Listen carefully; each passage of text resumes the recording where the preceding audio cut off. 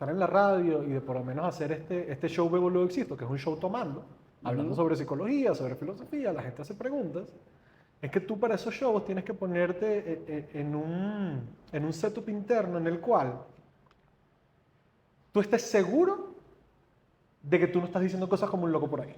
Es decir, tú sí estás, esto que hacen los comediantes de crowdwork, trabajo con público. Ajá. Para tú poder hacer eso, tienes que estar seguro de todas las ideas que tienes en tu cabeza.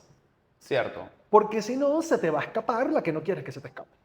Entonces, en un proceso de dar clases o donde la gente hace preguntas, o por lo menos este show, que es un show abiertamente de psicología, filosofía, ciencia, política, que hacemos que la gente levante la mano y participe y haga las preguntas que ellos quieran, yo tengo que poder sentirme libre de decir cuál es mi opinión de verdad de este asunto, porque si no lo que va a salir es una cosa insípida del psicólogo que tiene 4 cervezas encima, lleva 1 hora hablando, y ahorita es que te vas a recoger, ahorita es que te vas a censurar, ¿sabes? Me refiero, entonces uno tiene que entrenar es la capacidad de hablar lo que uno cree de verdad, pero entendiendo internamente qué ideas uno tiene que no. Y hay que llegar como a esa reconciliación de que si tú tienes ideas que no, o ideas que tú estás claro que no concuerdan con los estándares morales o sociopolíticos del momento, no puedes dedicarte a hacer trabajo con el público hasta que eso no se trabaje de buena manera. Pienso yo. Sí, no, incluso lo estaba viendo porque, y como que lo conecto mucho con lo que estás diciendo, porque estaba grabando un podcast y de repente se me ocurrió, o sea, cuando se me ocurrió hacerlo, dije, quiero hablar del humor, a pesar de que no es un tema que domino mucho, hice una investigación, pero la investigación fue muy somera y me costó demasiado grabarlo, o sea, editado quedó bello, pero no es lo mismo cuando uno habla de ya cosas que tienes muy bien masticadas, pero más allá de eso, lo que habla el tema es que está como que esta teoría de la violación benigna, que habla de que algo es gracioso cuando hace una violación al frame de las cosas que son Transgrede. aceptadas, transgrede, exacto, porque incluso me parece que la traducción debería ser transgresión, porque al final no está, no sé, siento que es más Violación accurate. tiene más carga, tiene otras cargas particulares. Ok. Entonces, habla que, por ejemplo, también pasa que hay cosas que no se pueden tocar, que pueden ser graciosas en un futuro, pero que hay que esperar como que los ánimos bajen. Claro, claro. Bueno, es que también el tipo de cosas que yo consumo, y también creo que esta es otra cosa con la cual uno se tiene que reconciliar, es que yo consumo cosas que generalmente no tienen un público masivo, que generalmente no son, es decir, las cosas que yo encuentro, mis favoritas, las que más me gustan, nunca tienen un público masivo. Ok. Entonces, a mí me parece poco probable que si yo me voy a dedicar a hacer algo y lo hago como lo que a mí me gusta, el resultado de eso va a ser masivo. Y Ah, en tiene sentido. en ese nicho, yo siento que uno se refugia un poquito más. Es decir, yo consumo comediantes que dicen unas cosas horribles. O por lo menos a mí me encanta Joey Díaz. ¿Conoces a Joey Díaz? Claro. Joey Díaz fue un comediante que robó gente, que secuestró gente. Y él habla de eso en su programa, ¿sabes? Entonces, para tú poder hablar en tu programa de cómo fuiste indigente y robaste a la vieja que vivía contigo y secuestraste a alguien y de vez en cuando le escribes para preguntarle cómo está, porque bueno, estabas en una época de tu vida oscura, ese es un nicho en el cual no va a ser masivo. Sí, tiene Entonces, sentido. Incluso yo pensé, o sea, conecté mucho con el último entrevistado que tuve, que fue Beto, y él estuvo preso 9 años en Tocuyito, aquí en Venezuela, vivió unas cosas horribles, pero, o sea, cuando fui a subir el video, recuerdo que fue como, ok, es una persona sumamente jocosa, que está echando el cuento de la cosa más aterradora del mundo, pero lo está echando su con una... vida. Exacto, está echando el cuento de su vida, pero da demasiada risa, es demasiado chistoso, demasiado Sí. gracioso. Que yo creo, o sea, porque también creo que si conecta con la parte horrible, verga, es demasiado doloroso. O sea, es una persona que fuera de cámaras, que también, o sea, fuera de cámaras en el sentido no en confidencia, pero de echando el cuento, no les daban comida, o sea, sus padres, mira lo que pasaba. Él tenía una mamá, su mamá se casó con este señor, que fue su padrastro, y con ella tenía sus hijos. Los hijos que eran de él les daba comida, y los otros tenían que limpiar para comer, pero incluso después de limpiar, no comían y les pegaban. Entonces, él echa el cuento y tú te ríes porque lo echa de una manera súper graciosa. Yo digo, claro, pero es que si tú echas este cuento que me pasó a mí de una manera dolorosa, será para ponernos, o sea, será para derrumbarte. Siento que es como que puede ser una defensa Sí, bastante... sí. Oh, y también eso es parte de... para mí el tú ganarte el cuento doloroso es un lujo. Es decir, que un preso te eche el cuento de manera dolorosa, ese es un lujo que no muchos tienen. Porque Ok. el contar eso así implica todas unas vulnerabilidades y todas unas cosas que... Esa no es la manera de echar cuento. La manera de echar cuento es, vamos a ver si primero tú puedes soportar el cuento desde la comedia. Si tú puedes soportar el cuento desde la comedia, en cualquier momento puede venir una puya, huecazo Ah, gigante, porque es casi como preparatorio. Es no decir, lo... cuando uno echa un cuento echando chistes, a veces no solo lo echa porque es mejor, sino porque esa es la versión del cuento todo público. La versión del Sí, cuento real nunca, claro, tiene nunca es sentido. igual. Sí, sí. Y por eso es una transgresión. Entonces yo transgredo, veo cómo me estás respondiendo Bueno, y después veo si te puedo, veo hasta dónde puedo sí, llegar. a mí me gusta mucho utilizar esto que tú cuando empezaste a utilizar la palabra violación, te la agarré inmediatamente porque yo en algún momento, bueno, todavía lo hago, pero para mí dentro de este tema lo controversial o de lo cual yo no me sentía seguro hablando, yo tengo toda una clase montada, ojo, 3 clases, o sea, 3 clases de hora y media estructuradas y creadas sobre el consentimiento. Cómo se construye, qué es, qué no es, cómo se ve en la actualidad. Y la última clase soy yo durante 45 minutos diciendo cómo el no es no, no sirve para nada. Claro, porque ¿cómo chanceas? No, no, es por muchas cosas ojo, que si hoy quieres Y hablar que de... yo tengo una clase No, que si de... hoy quieres hablar de eso, y podemos hablar de eso a las 2 horas. Pero la única razón por la cual te estoy tocando este tema es por esta idea de, apenas yo empiezo a decir eso, ya eso es una transgresión. Ya eso es como si yo estuviera cometiendo ya una violación en sí. Porque cuando uno está intentando hacer algo con... Es decir, el primer beso siempre es una cosa cuasi violenta. El primer beso es transgresor. El primer beso es como una violación. Pero tú no lo puedes poner en esos términos. Porque la gente entra en susceptibilidades muy rápido. En cambio, si utilizas este término, el primer beso es una experiencia cuasi violenta, ¿sabes? De cuasi violencia, que transgrede, es decir, el primer beso, así tú pidas permiso, tienes que romper Claro, esto. O sea, esta distancia tienes que romperla. Y eso nunca se va a romper porque cuando tú estás besando a alguien, fíjate que cuando tú besas a alguien siempre queda una comisura de la boca abierta, que es por donde claro. entra el aire, los suspiros, la cosa, y como que las dos bocas siempre se están intentando acomodar. Ajá. Esa es la realidad del consentimiento, en el sentido de dos personas completamente opuestas que intentan ponerse en la misma página, pero siempre queda una pequeña abertura. Algo que, entonces, si hablo de eso en esos términos, la gente sí entiende que, en el consentimiento sí hay algo que se Pero si lo transgrede, decimos claro y raspado. pero si entras de una con la palabra violaciones y que ya se acabó. Y ojo, y eso del consentimiento yo lo probé en la radio, lo probé en salones de clase de LUCAB, lo probé en salones de la central, lo probé en grupos de amigos normales y grupos de amigos de comunidades de sexualidades alternativas, y en todos era un Es que shock. creo que es irreflexivo, pues es así como que, hey, Sí, porque la gente no, porque tú estás diciendo eso, entonces uno se convierte como en el enemigo. Entonces, por lo menos el tema del consentimiento, si es un tema que en los últimos años, ahí sí, como que, bueno, y ahorita cuando empezamos a hablar fue como que, no, si quieres hablar de esto, tenemos que hablar 2 horas, yo no voy a hablar de esto 10 minutos. Entonces, ahí es donde yo me ubico quizás con todo el tema de la censura. Que si te pones a ver, es una ok. manera medio tricky de lidiar con la censura, que es, te doy más información de la que me estás pidiendo.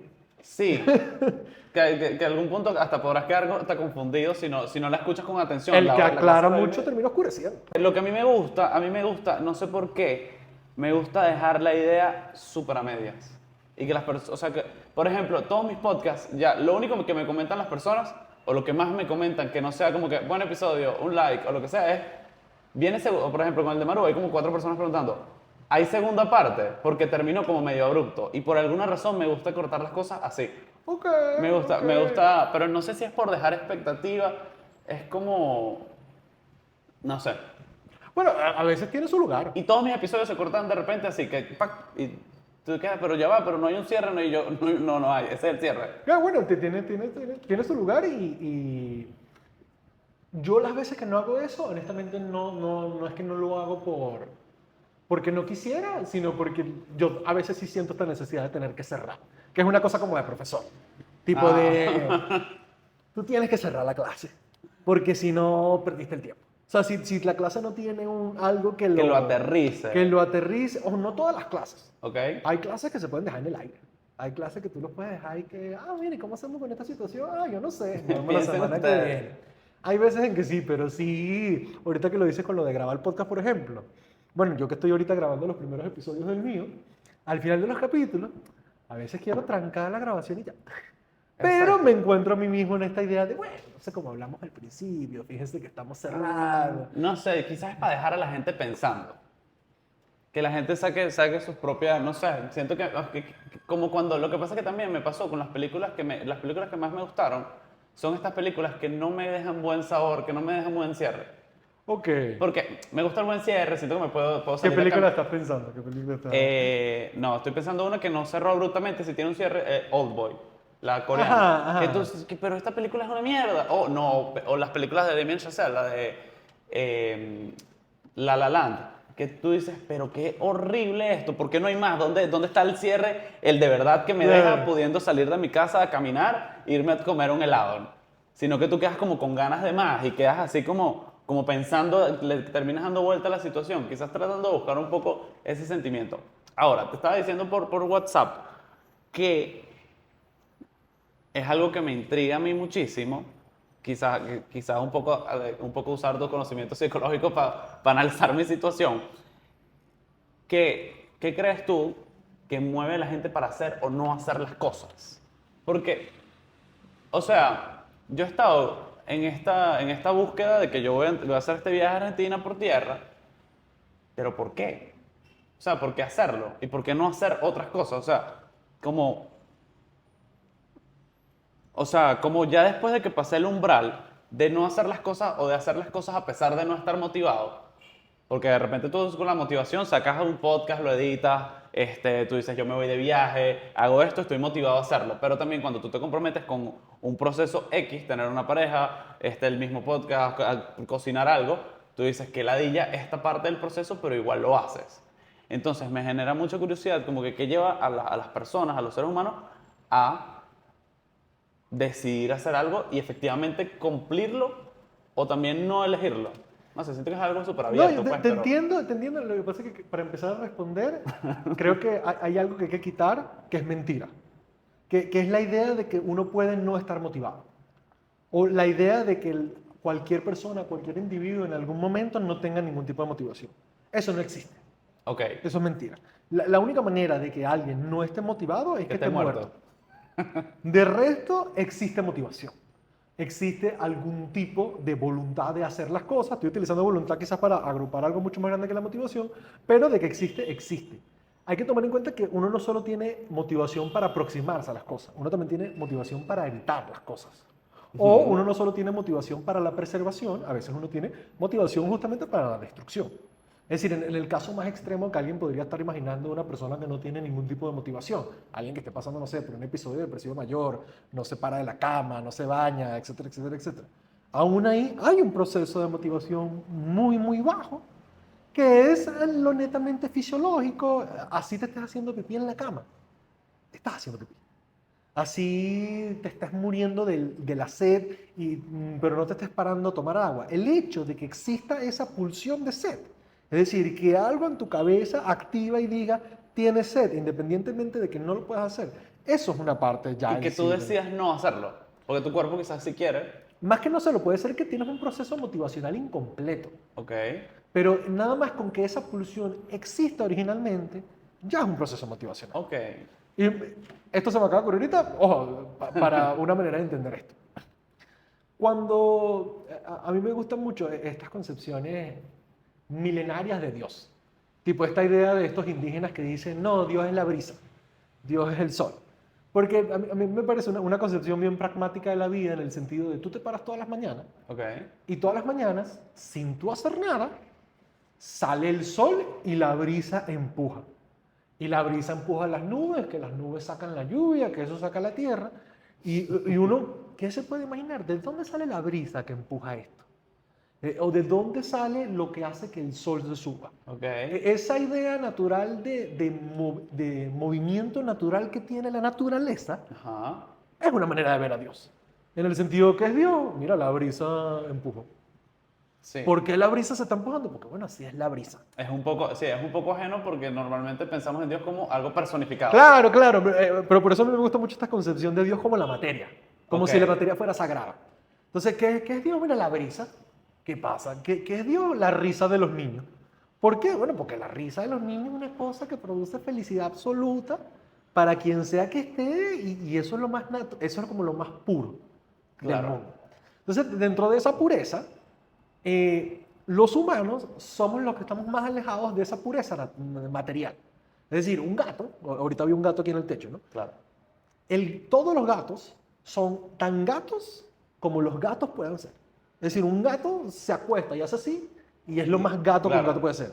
Un gato se lame las bolas y está haciendo lo más gato que un gato puede ser. El humano hace algo y se pregunta, ¿esto es humano? Yo sigo siendo humano, yo soy parte de los otros humanos, o por lo menos esta idea de, no, el gato Exacto. se lame las bolas y se masturba y ya. Y si tú conoces un tigre, conoces más o menos a todos los tigres. Ajá. Pero si conoces un humano, no conoces a No solo, todos. sino que bueno, el tigre durmió todo el día, se lamió las bolas y ya. Ya, eso es lo que él Claro. hace. En esencia, eso es lo más puro que es él y la motivación no tiene ni siquiera por qué preguntarse.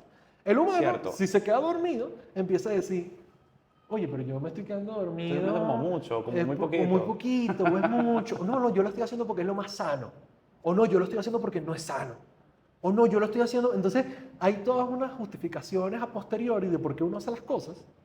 Y al final tú lo estás haciendo porque eso está en esencia. Ah, ok, ok. Ahí es Ya donde veo quiero hasta llegar. dónde llega. Ahí es donde quiero llegar. Es como con esta idea de uno hace las cosas que más naturalmente le nacen hacer. Y después le atribuye Lo una más explicación. puro, y después es que uno le empieza a atribuir toda una serie de cosas, no, porque yo soy esto, porque yo soy aquello. Pero nadie, absolutamente nadie sabe cuándo dio el primer paso que lo tiene aquí. Por lo menos tú no sabes cuándo diste el primer paso que te tuvo aquí grabando sentado. No Oye, puede esto no ser. lo estoy diciendo por una vaina así metafísica, sino lo digo en el sentido de ser humilde con respecto a verdaderamente qué tanto uno sabe por qué Sí, está que te das haciendo las cuenta cuando cosas. le preguntas a una persona o te das cuenta que la persona lo está pensando mientras lo está diciendo, otra persona te dice, verga, nunca lo había pensado. Y yo creo que es esto por esto y por esto. Después le atribuye una, pero no es algo que está intrínseco en la respuesta A. Y a veces puede ser una cosa tan balurda como, bueno, ese día crucé la calle y vi este cartel que me gustó y bueno, ahí empezó todo. Pero ahí empezó todo, no empezó antes cuando decidiste empezar a caminar por esa calle. Y Claro. nuevamente, no es una cosa así, porque no quiero que se vaya para allá porque tampoco yo creo que sea así. Pero si es la gente no sabe por qué hace las cosas. O sea, la mayor parte de la motivación no es consciente.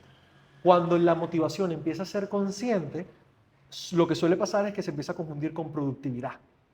Entonces a la gente le da la percepción que está siendo motivada y que toda su motivación viene desde yo sé lo que estoy haciendo, pero en realidad lo que está haciendo es productivo. Sí, yo siento que, o sea, por ahora lo que veo, como que dos vertientes claras entre las personas que justifican, como que, porque tengo por lo menos varios panas que justifican como que su vida en el drive de las cosas que son sanas o no sanas.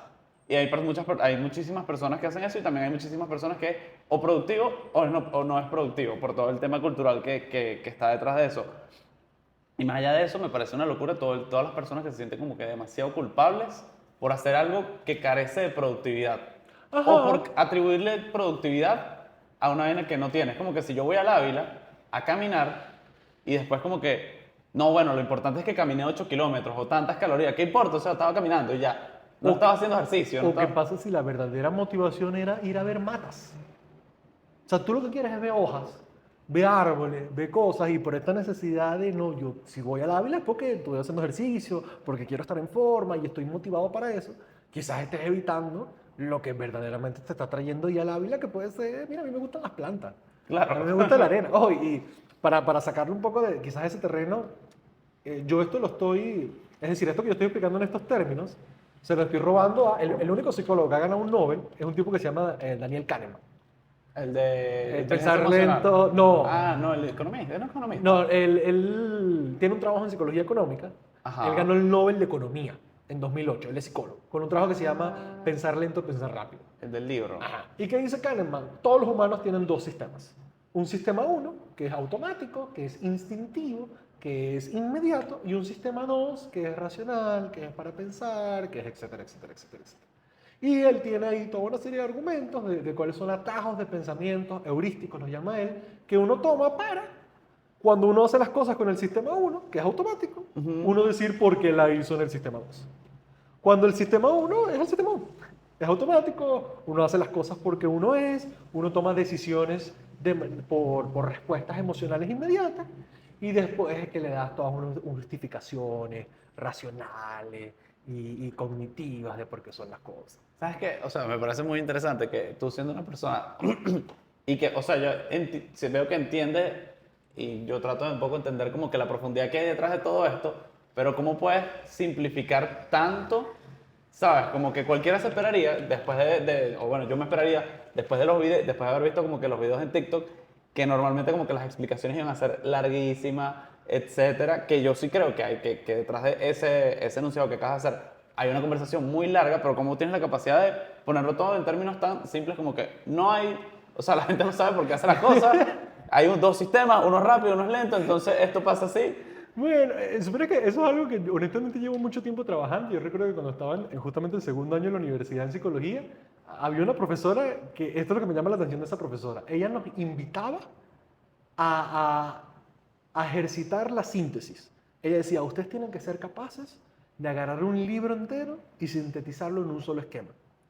Pero al mismo tiempo, esta profesora más de una vez me devolvía mis resúmenes, que eran parte de las evaluaciones, y me decía, tú sintetizas tanto las cosas que las dejas pobres a veces.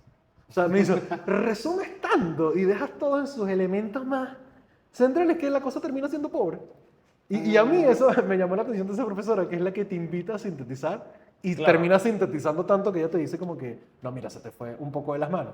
Entonces, a mí eso es algo que siempre me ha parecido atractivo, la idea de agarrar algo extremadamente complejo y ponerlo en los términos más chabacanos posibles. A mí me gusta eso y o sea, que yo creo que de repente sí entiende esa profesora, es que, o sea, que por eso quizás a mí también me pasa a veces, que a veces simplifico, o sea, simplifico muchísimo con mis ideas, pensando que la otra persona entiende lo que yo estoy tratando de decir con esas palabras tan cortas. O sea, tú simplificabas muchísimo y tu profesora seguramente entendía porque ella conoce el tema y sabe qué es lo que quieres decir, a pesar de que lo está diciendo Ajá. con 4 palabras. Súper pobre, súper ambiguo. Pero una persona que no esté contextualizada necesita como que un poquito más de sustancia. Sí, o bueno, ahorita que lo dijiste así, también a mí algo que me interesa mucho es, yo siento que a mí me cuesta mucho entender las cosas. Tipo, yo no me considero a mí mismo una persona brillante, que entiende toda la primera, ni particularmente por encima del promedio, no considero que lo sea para nada. Y por lo tanto, cuando yo me enfrento a algo que es difícil, yo tengo que ver cómo lo entiendo. Entonces, cuando yo doy clase, yo lo que estoy es reflejando mi Ok. propio proceso interno de lo que yo tuve que hacer para comprender esto. Ok. Porque, es decir, yo estudié con gente brillante. Yo estudié con gente que tú les ponías algo al frente y era que, ya entiendo, es esto. Y dije, pero ¿cómo? Y yo no entendía. Y yo no sé por qué te entendió, callado, ¿no? Yo no sé cómo él te entendió, yo no sé cómo él lo entendió. Y yo leía y yo decía, ya entendí. Él lo entendió porque esto es así y así, y esto es como esto. Ya entendí.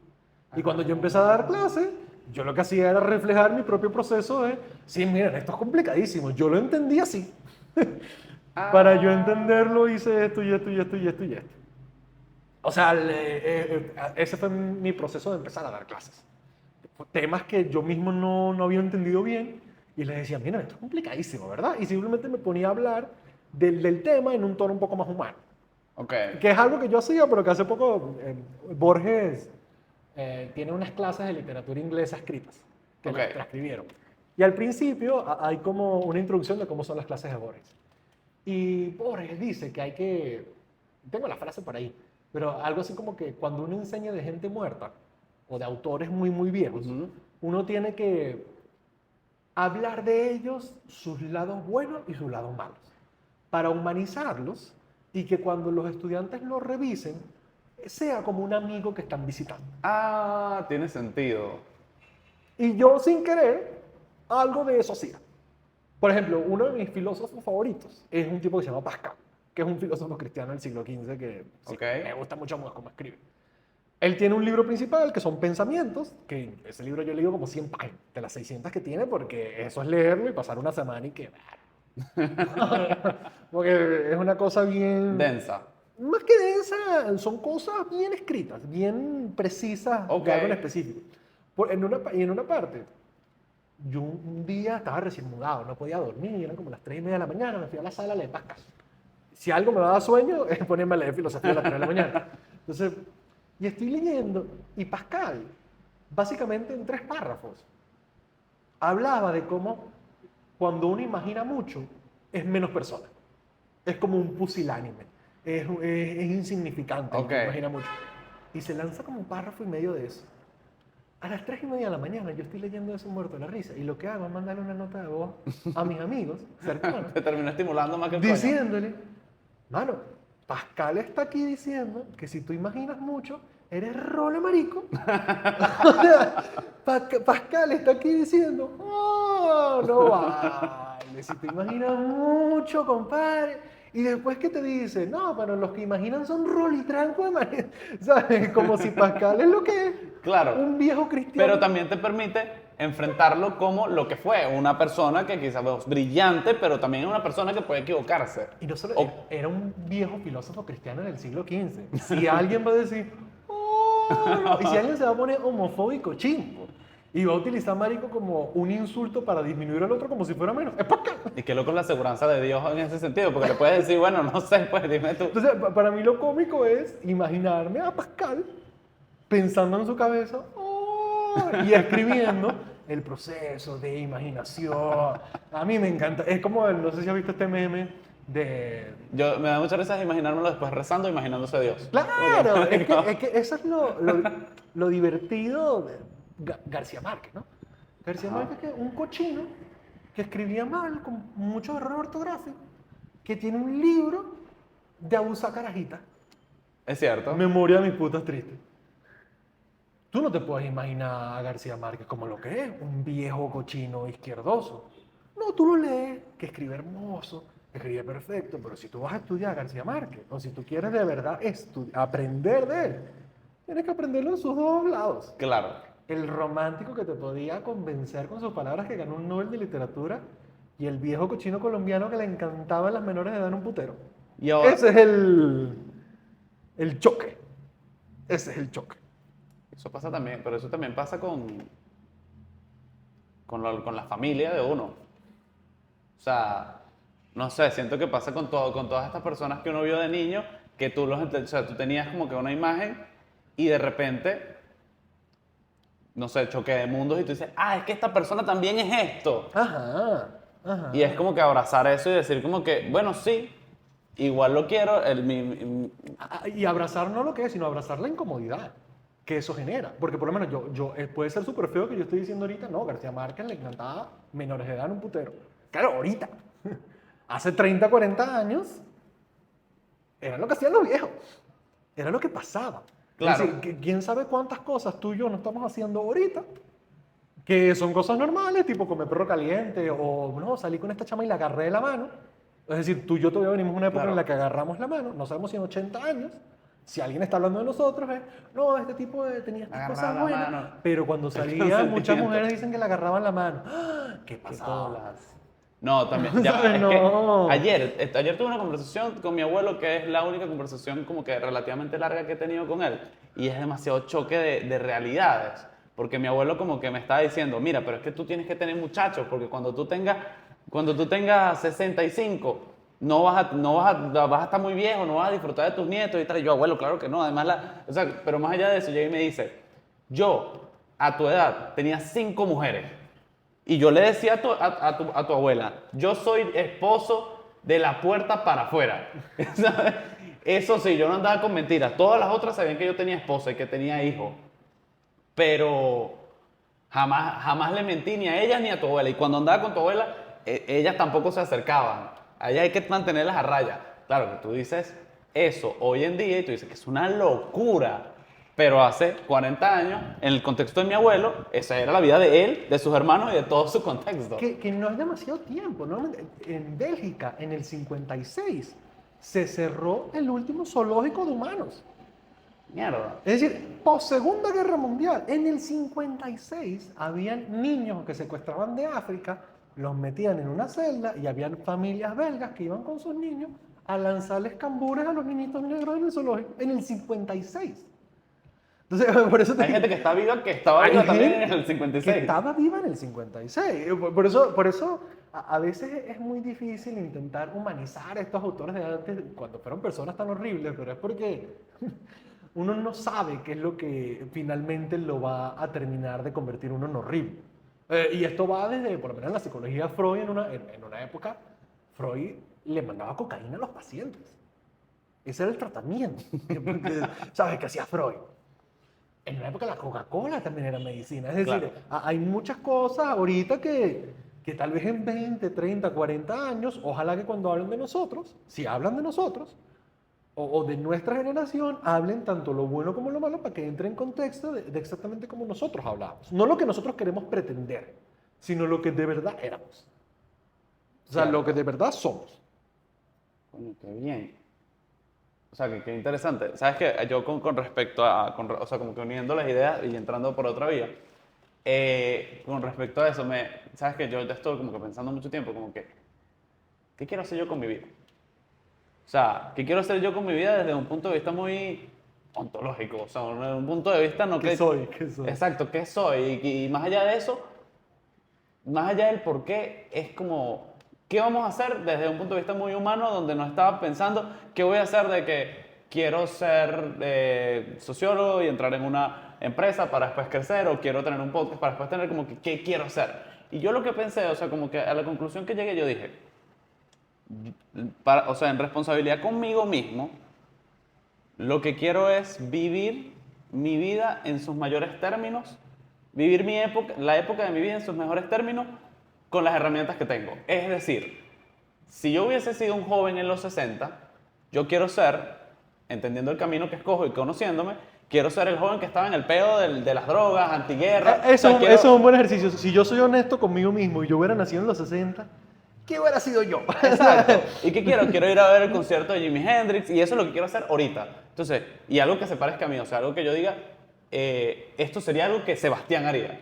Entonces, como que ahorita me voy por tierra, Argentina, en autobús, esto sería algo que yo haría. ¿Y qué es lo que quiero? Eso. Quiero ir a ver a los artistas que a mí me gustan, quiero leer las vainas que a mí me gusta leer y quiero disfrutarme full el camino.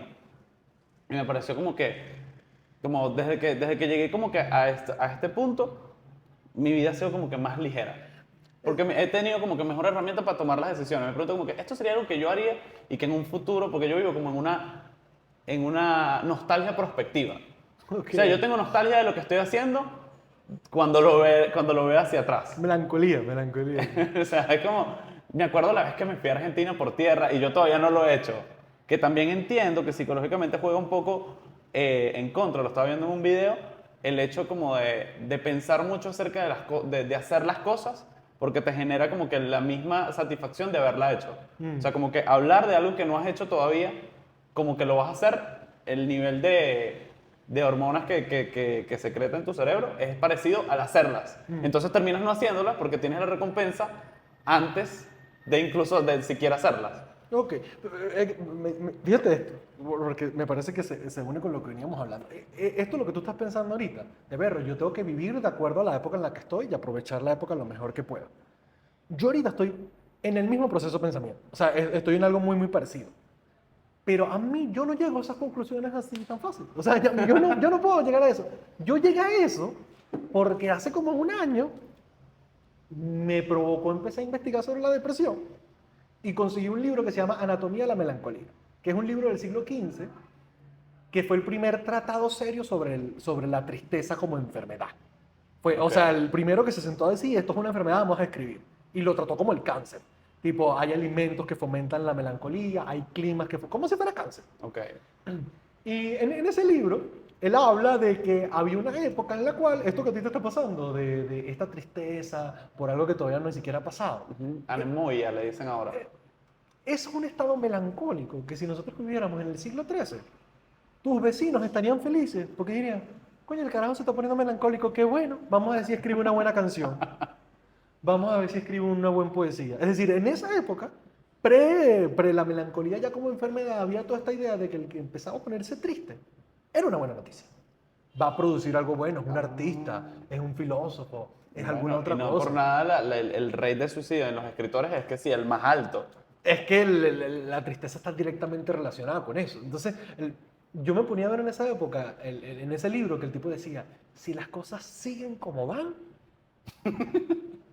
la gente va a estar cada vez peor. No, y el tipo se lanza una cosa que me parece horrible, pero que me pareció comiquísima, nuevamente, para entender la mentalidad del siglo XV, para entender la mentalidad de hace menos de 500 años.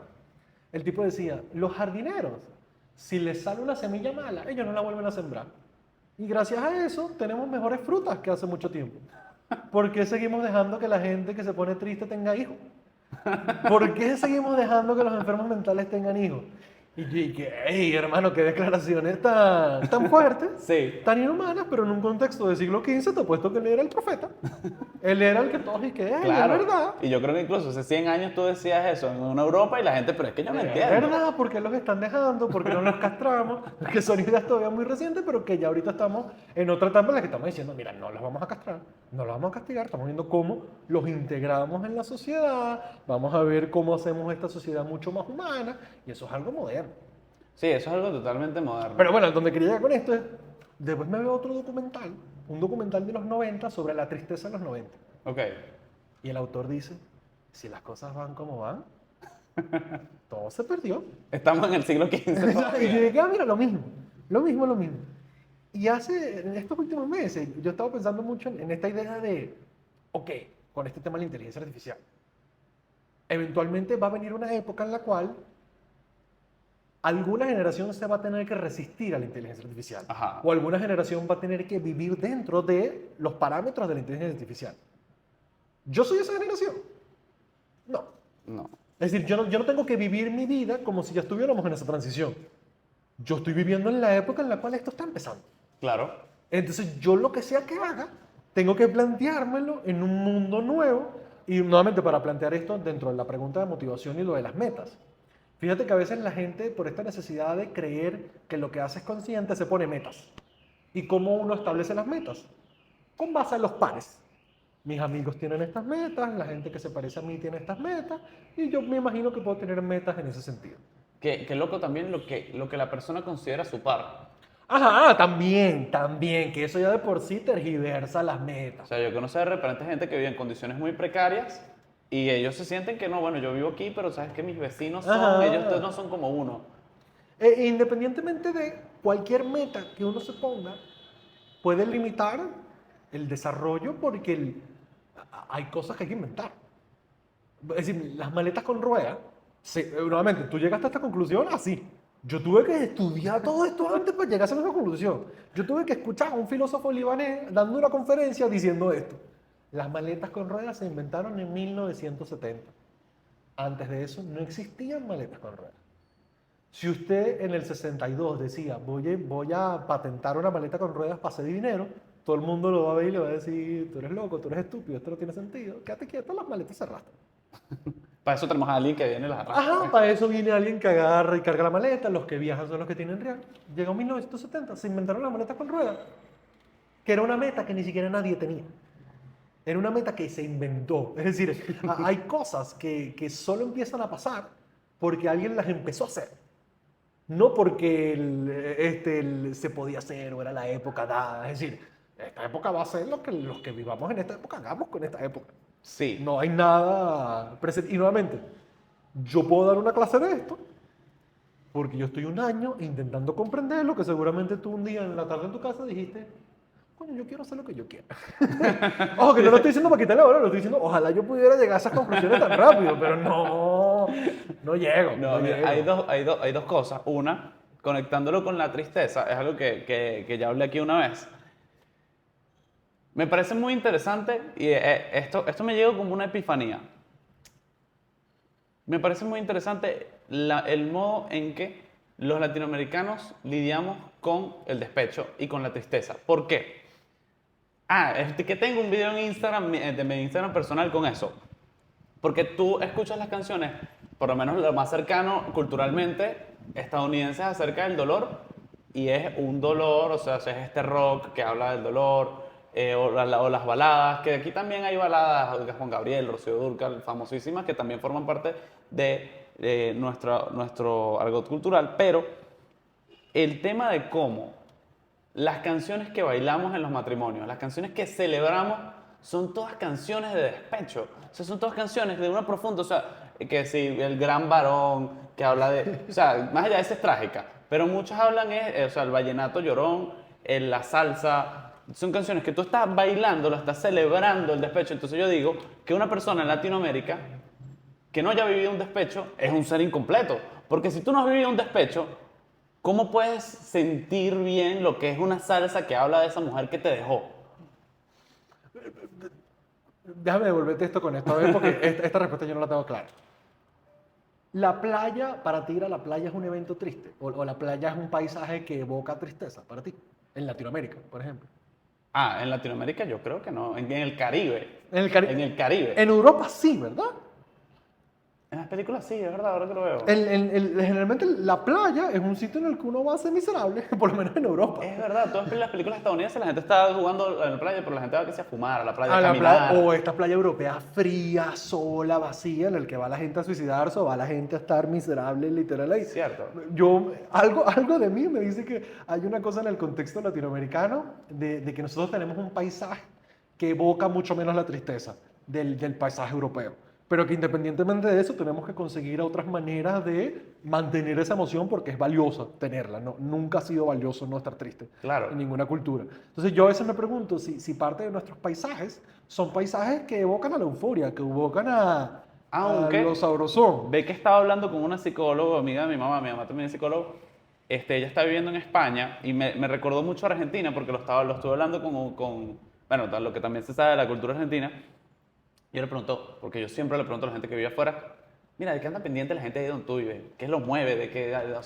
Entonces, lo clásico de España, bueno, ellos no trabajan tanto, ven el trabajo como un obstáculo, no como un medio para encontrar, para vivir la vida que quieren vivir, sino como un obstáculo para poder vivir la vida que quieren tener. Pero más allá de eso, es como que no se permiten estar bien. Entonces, como que ella es psicóloga organizacional y ella habla de que el problema que tienen es que los trabajadores no pueden, o sea, no se sienten con el derecho, claro, ellos no lo verbalizan de este modo, pero no se sienten con el derecho de estar bien. Y cuando ella le pregunta, ella me dice, eso me lo explica un señor. ¿Y por qué pasó eso? Entonces yo dije, verga, Venezuela. Eso pasó por la guerra. Porque, ¿qué pasa? En la guerra se pasó muchísimo trabajo, se pasó mucha hambre y se pasó, bueno, mucha necesidad. Y estar bien era, o sea, las personas se sentían culpables, entonces no era bien visto decir, mire, ¿cómo te está yendo a ti? No, me está yendo de puta madre cuando todo el mundo estaba pasándola horrible, no te estaba muriendo de hambre, comiendo o sufriéndola. Entonces, por lo menos el Señor le atribuye eso, le atribuye el hecho de que por lo menos le preguntas a un argentino, le preguntas a un español, por lo menos de la zona donde ella vive, mire, ¿cómo van las cosas? Bueno, ahí va. Ahí vamos, más o menos, fatal. Al menos tú le preguntas a un venezolano que le queda 1 kilo de arroz en su casa, ¿cómo está? Bueno, bien, ahí, para adelante, ¿sabes? Sí, bueno, eso últimamente los psicólogos que trabajan mucho con migración o que trabajan mucho con pacientes que migraron, tienen como unas ideas que a mí me llaman mucho la atención del rol que tiene haber crecido en un sitio con el Ávila, por lo menos de la Eso me experiencia parece caraqueña. importantísimo. De que el Ávila, independientemente de donde tú estés, tú sabes dónde está el norte. Tú sabes dónde está el norte. El norte, sabes dónde está esa, sabes dónde está la Guaira. Es decir, puedes estar ubicado. Y el Ávila tiene la particularidad de que es montaña que filtra. Es decir, el Ávila no bloquea la brisa, sino el Ávila la limpia, y por eso que Caracas tiene el clima divino que tiene es por el Ávila. Entonces a veces la gente migra y se siente perdida cuando no hay montaña. O por lo menos la gente que migra para Chile, a veces tiene todos unos procesos bien raros migratorios porque en Chile la montaña no está aquí, la montaña está acá. Claro. Y que la montaña está acá, ya de por sí me siento perdido, ¿dónde está mi norte? Y eso se refleja en el clima, que es la razón por la cual en Chile o hay un frío que te mueres o hay un calor que te mueres, es porque nuestro Ávila filtra. Ajá. La montaña de ellos bloquea y estanca. Si hay frío, el frío sube, y si hay calor, el calor sube. Claro. Y la gente a veces se siente muy perdida o muy dispersa emocionalmente, no se siente sana, porque no puede seguir siendo o no puede seguir manteniendo la misma distribución emocional que tenías en el contexto venezolano, tanto por razones de clima como de montaña, afuera, si pretendes adaptarte.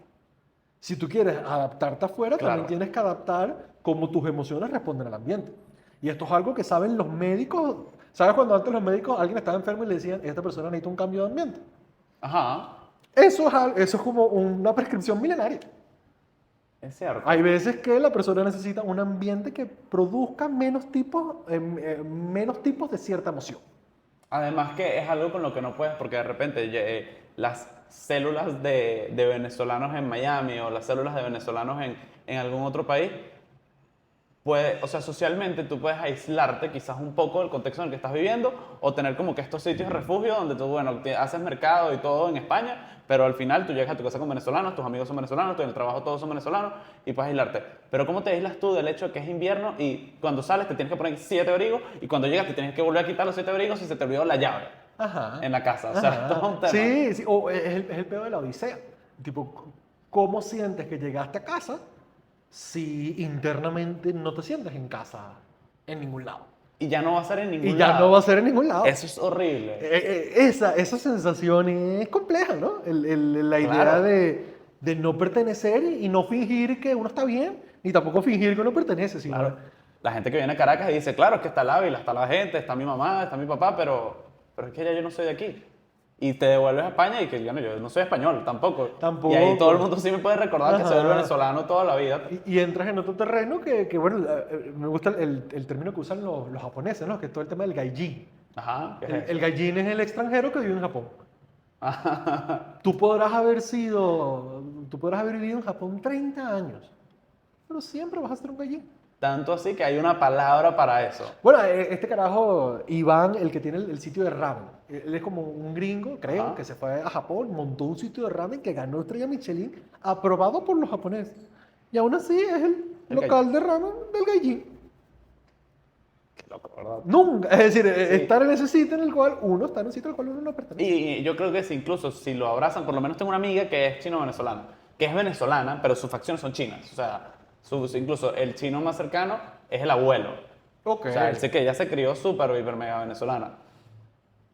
Con todo el tema. Bueno, lo que pasa es que, ¿qué hay más venezolano que ser nieto de extranjeros? O hijo de extranjeros. Ajá, o ser también, extranjero en Venezuela. también. Eso es muy venezolano. Pero el asunto es que ella me dice, coño, estuve viajando, estuve en Laos, estuve en Malasia y estuve un rato en China. Y le pregunto, "Mira, ¿pero cómo te sentiste?" Es muy raro sentir que como que no era China. O sea, como que todos son mis iguales.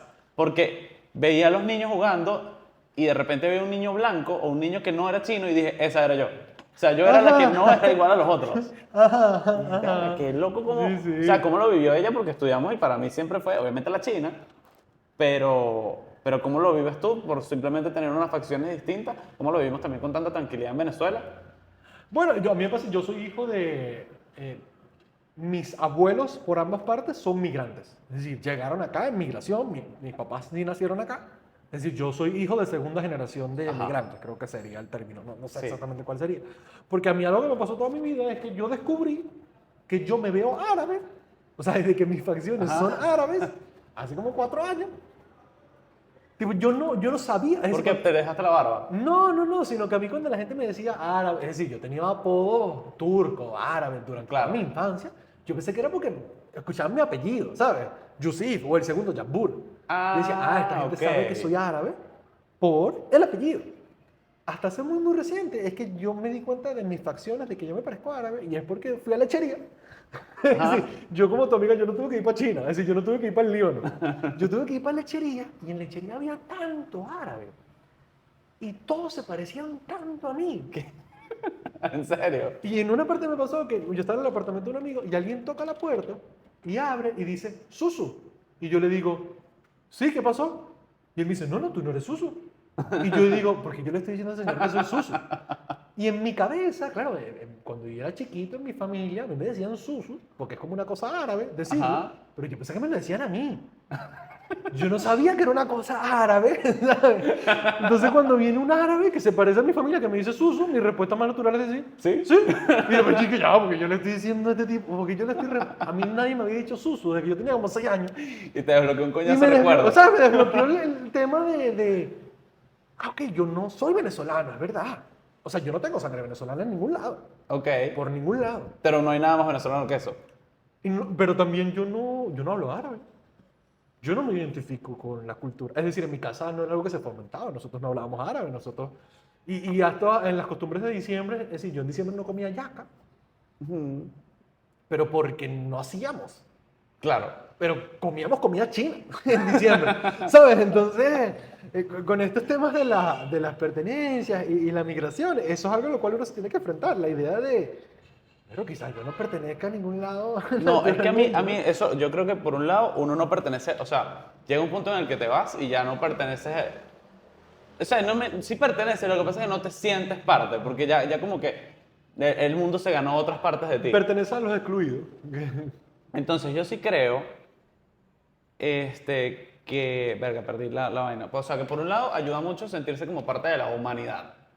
O sea, porque estaba hablando con una amiga que en el podcast me dice, pero tú no te sientes como con responsabilidad de recuperar Venezuela como venezolano. Y yo, o sea, le dije como que yo sí siento que es mucho más peor los venezolanos, porque pensándonos como humanidad, o sea, si queremos llegar a Marte o si queremos ser una civilización interplanetaria, todo el mundo tiene que arreglar su patio. Pues como que, bueno, si queremos tener una urbanización bonita, cada quien tiene que arreglar su patio para que entonces la urbanización esté chévere. Pero más allá de eso, si te sientes como que parte de toda la urbanización, ya como que dices, tú puedo vivir allá, puedo vivir acá, y la verdad me siento como que si soy un ser humano, eh, no sé si acorde es la palabra, pero un ser humano que vaya en consonancia con los valores de generar una mejor humanidad, estoy haciendo algo bueno y la verdad siento que el trabajo de mejorar el país sí es de los venezolanos, pero de otros venezolanos que no soy yo. Bueno, yo eso lo entiendo, pero yo lo siento mucho más global. En el Ajá. sentido de, a mí algo que me da arrechera, pero arrechera, sí, arrechera, es que la idea del multiverso sea como la idea pop ahorita del futuro. Tipo, esta idea de, Ok. no, hay múltiples universos y en cualquier momento va a aparecer un universo avanzado. Un universo que lo tiene todo resuelto. O esta idea de, Volvimos no, a los 50. no solo esta idea, va a venir un multiverso de la gente mala. Y dije que, hermano, necesito que te des cuenta de algo. Nosotros, como humanidad, llevamos más de 2000 años. Muy poco probable que nos extingamos, muy poco probable, independientemente de cualquier discurso ecologicista de que el mundo se va a acabar. En el peor de los O de casos, alienígenas ancestrales. exacto, en el peor de los casos va a pasar algo muy parecido al COVID. El clima se va a poner horrible durante 20 años y del 100% de la población solo va a sobrevivir como el 10%, que va a tener que vivir 20 años horrible y de repente va a salir y va a decir, ok, vamos a empezar desde cero. Y si uno se toma en serio de que realmente en un futuro las cosas que van a pasar porque, es decir, no es un multiverso, es un solo universo. Y si hay un futuro en el cual va a venir gente mala a hacer cosas, podemos ser nosotros. Y si hay un futuro en el cual hay gente avanzada que está haciendo cosas, también podemos ser Claro. nosotros. Y a mí me parece que alimentar estas ideas del multiverso hace que la gente se limpie mucho las manos en ese sentido de no, yo no tengo que hacer nada por Claro. por la humanidad. Ojo, lo llevo más allá del país porque, coño, me parece que el país tiene todas unas cargas muy específicas, pero sí hay toda una idea mira, yo tengo que ser un humano que... Y con eso no quiere decir que seas Elon Musk, sino con que No, tú, no, con no. que tú literalmente vale más que, ¿cómo es la vaina? Que, o sea, Claro, no más. jodiendo es bastante.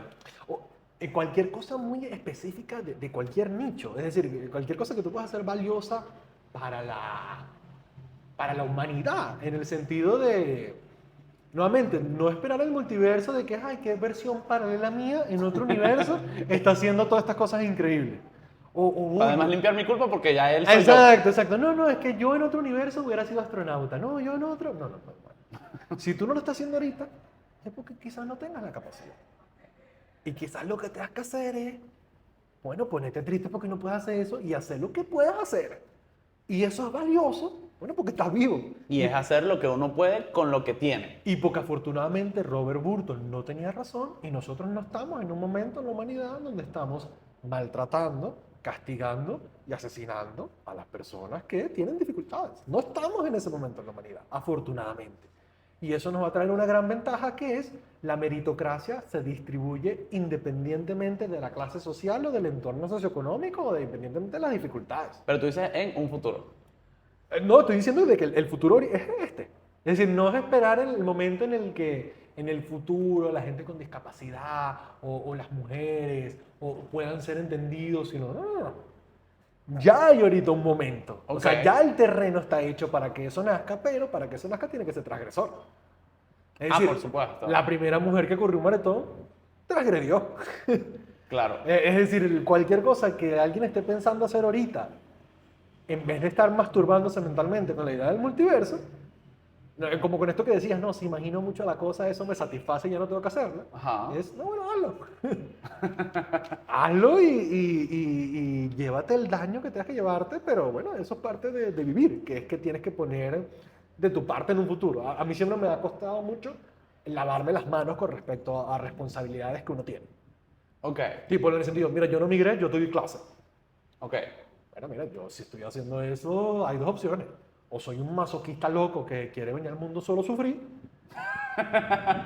Que bueno, quizá. Porque si no, ¿por qué estaría dando clases en dos universidades con lo que implica económicamente y todo el Ok. tema? Pero también es él. Coño, si lo voy a hacer, me lo voy a creer. Tipo, si ya estoy aquí, ¿qué voy a hacer? Ponerme cínico y decir, no, bueno, no, si yo voy a hacer todo el esfuerzo que yo tenga en mis manos para compensar el hecho de que todos los profesores se fueron, de que nadie quiere dar clase aquí, y de que si yo estoy aquí, hermano, yo me lo voy a tomar como si esto fuera el único lugar donde se pueda hacer un cambio. O no me lo creo, pero fingo. Pero finjo que para poder llevar mi cabeza. Pero me lo tomo en serio. Es decir, no creo que lo está haciendo porque me parece que si eso lo que puede hacer es que uno se infle y se ponga todo egocéntrico, todo loco. Es decir, yo no creo que yo esté haciendo un cambio Ok. gigantesco en cada una de mis clases, pero cada una de las clases la tengo que dar con esa predisposición. Porque si no, ¿cómo vives? O sea, ¿cómo vives sin, Claro. sin la idea de que lo que estás haciendo es algo que, bueno, hay que tomárselo en serio? Es algo. Me parece. Coño, sí. Es verdad. Ojo, y nuevamente, toqué este tema por esto que de cómo uno hace las cosas en la vida. A mí no me parece que ahorita el problema sea fracasar.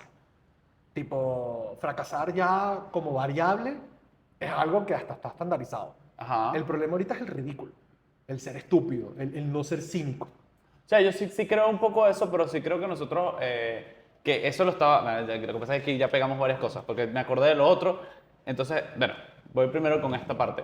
Yo creo que ahorita nosotros tenemos como que un poco prestada bastante de la idea de los pesajes que está este pensamiento de los pecados capitales de Merton. Ah, no sabía que era de, pero sí. Estoy casi seguro que es de Merton, que él habla de que en Estados Unidos el pecado capital, y creo que nosotros lo tenemos medio prestado, es no ser ambicioso. O sea, Ajá, tú en claro, Estados Unidos tú puedes claro.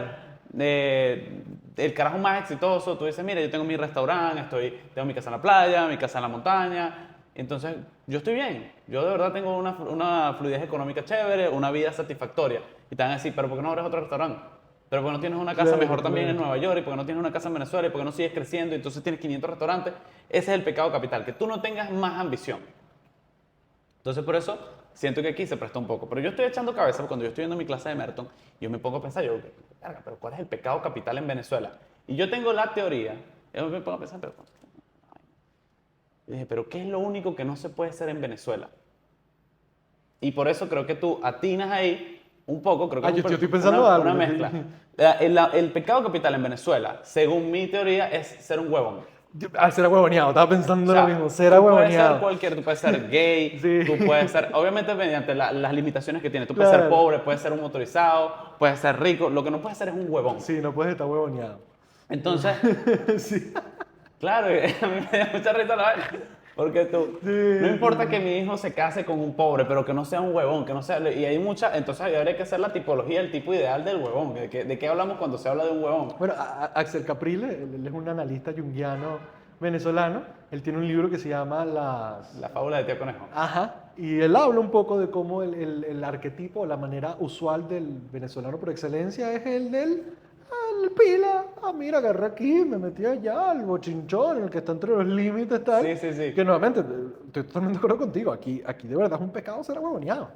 Pelar una oportunidad, pelar un bonche, pelar Exacto. algo, ¿no? Como tú lo dices, tú podrás aquí ser motorizado y eso te trae ciertas desventajas. Pero bueno, tú estás quedado, aprovecha, colega, Claro, ¿no? Y métete, además dale. él mismo lo puede usar como una estructuración ante su éxito en la vida. Como que, mira, esa gente podrá tener lo que tiene, pues, pero a mí nadie Pero me eso pasa por no. encima, yo no soy ningún huevón. Es así.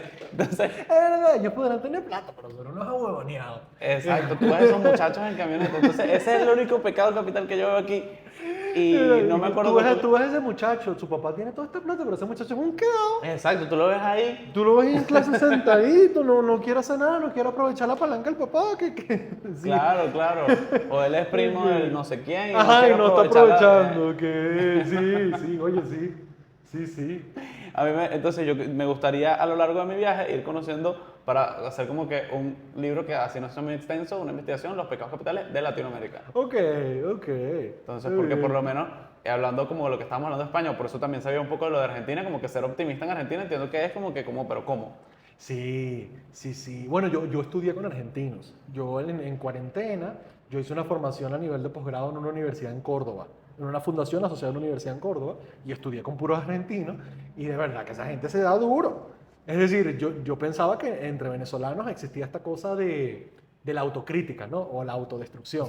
Y estudiar con argentinos es como que, no, nosotros somos bien amables con nosotros mismos. Esta gente cuando se da, se da. Y a pesar de que desde afuera es y que, hermano, ustedes están bien. Y que, ¿por qué se están dando tan duro Pero si ustedes ellos yo están no creo bien? que lo vean. Y con los colombianos creo, pero eso sí lo tengo como que muy intuitivo, yo creo que es no estar claro de tu posición social. Los peruanos. No, los colombianos. Porque Porque supuestamente en ellos Perú tienen, también hay un tema de clase social bien no interesante. estoy, no estoy enterado de eso, pero a mí me parece una locura que haya una legislación del Estado donde a ti te dicen qué número eres y además es algo público, el tema de los estratos. No estaba claro de O eso. sea, en Colombia hay estratos. ¿Qué significa? El estrato es la zona donde tú vives. Y depende de la zona donde tú vives, hay subvenciones a los servicios. En Alemania es así, te asignan la universidad de acuerdo a tu nivel socioeconómico y la Pero zona donde entonces vives. tú, mira, quiero aplicar aquí al club luso colombiano. ¿Qué estrato eres tú? Casi que vas a comprar una Pepsi, ¿qué estrato eres tú? Y el tema de que aquí en Venezuela, como me imagino todo el tema de la migración y culturalmente tú te hablas con el dueño de la panadería, no, mire, Gerardo, portugués, ¿cómo está la vaina? Allá es, no, mire, Don Juan, ¿cómo está Don Juan? ¿Cómo tú le vas a decir al dueño de tal persona? O sea, es como que una persona, una gente que tiene una conciencia de clase muy establecida y yo creo que cuando eso se transgrede a ellos no les gusta. Y por eso yo creo, o sea, muchos de los colombianos que he conocido aquí en Venezuela y que he visto allá en Colombia, porque he tenido la fortuna de visitar, son personas que están como que muy pendientes de las marcas, de lo que está usando, del éxito de la persona, de que son muy materiales porque para compensar el estrato o para compensar su posición en la pirámide, compran cosas de lujo. No sé, es como Bueno, que... es que yo nunca he visitado Colombia. O sea, nunca he estado, sí he estado mucho en Panamá. Y en Panamá esto que tú comentas se refleja, pero en el tema nacionalista. Ah, sí. Tipo, en Panamá hay toda una idea de dividir los que somos panameños, panameños de verdad, de los que no son panameños de verdad. Esa es una división bien interesante que está en Panamá, como para alimentar esta idea de los pecados Ok, capitales qué horrible. de cada sitio. Bueno, si tú descargas Tinder en Panamá, lo más común que vas a ver es 100% panameña de verdad. Que eso significa mis abuelos son panameños, todos somos Ajá, panameños. y es como una cosa así tú distingues con quién puedes salir y quién no. Las que son panameñas, y orgullosas de ser panameñas versus las que no son tan... Qué loco. Con lo que dijiste al principio me hiciste recordar, yo una vez, a mí un escritor venezolano que me gusta mucho se llama Oscar Marcano, y él estaba presentando su último libro hace como 2, 3 años aquí en Caracas, y yo lo fui a ver, y yo era como un conversatorio que eran como entre dos, pero honestamente estábamos ahí como 3 personas, entonces yo empecé a hablar con ellos también, ¿sabes? Porque Ajá. éramos pocos. Y no me acuerdo qué dijo Oscar Marcano, y yo le pregunté algo así como, cuando uno vive en Venezuela, uno se siente que está un poco alejado del mundo, ¿no? Alejado de la tecnología, alejado de la modernidad. ¿Cómo te atreves como a hacer algo sabiendo que el mundo va 3 pasos más adelante de ti? Ok. Le hice como esta pregunta, bueno, le acaba de publicar un libro. Y él me respondió tipo, viste, él no se dio cuenta que yo era árabe. Él me dijo, dentro de tus venas corre la sangre de Simón Bolívar. Y ese carajo recorrió más kilómetros que Alejandro Magno. Ese carajo apareció en no sé qué corte y dijo, mira, necesito un ejército. Ese tipo es el más salido y más echón y que se metió en todos los peos que no le tocaba. Ajá. Y por eso se convirtió en libertador. Y eso está en tus venas. Ajá. Aprovechalo. Y yo dije, oye hermano, eso no está en mis venas para nada, pero lo voy a, ¿sabes? Ya, pero ¿cómo lo conectaste? Me perdí. Porque estabas hablando de esta idea del como porque lo de ser huevoneado. Ah. Como que este pecado capital, o por lo menos esta investigación en Latinoamérica, ¿cuáles eran los pecados capitales? Después se pensaban que literal Bolívar, si algo tenía Bolívar, es que no era huevoneado. Ah, no, no importa, ya si fuera bajito o lo que sea. Pues él podía o ser se quedó sin bajito, plata, no importa. prepotente, lo que tú quieras, pero algo que no era huevoneado. Y hay un, ¿cómo se llama eso? Hay como un balance. ¿Por qué? Porque es como que tampoco te pases. A lo largo de tampoco te pases en el sentido de que los venezolanos no reconocemos el éxito en otros venezolanos como algo muy propio de los venezolanos. O sea, hay como que dos ideas aquí. Claro, como si uno sabe, seguro, cómo se palanqueó. No, ya vas a ver para dónde voy. Por un lado está el hecho de esto lo estaba leyendo, no recuerdo en cuál paper, en una de las clases, y entonces hablan del caso de un doctor que vino, le fue súper bien, ganó que sí, no sé, un premio Nobel o algún premio importante, porque sé que el premio Nobel seguramente no fue, y entonces viene a dar la conferencia en la UCB. Entonces, como cuando se encuentra con todos sus colegas, normalmente en un país gringo, pues en un país gringo, en Estados Unidos o en un país quizás un poco distinto, el procedimiento sería el siguiente.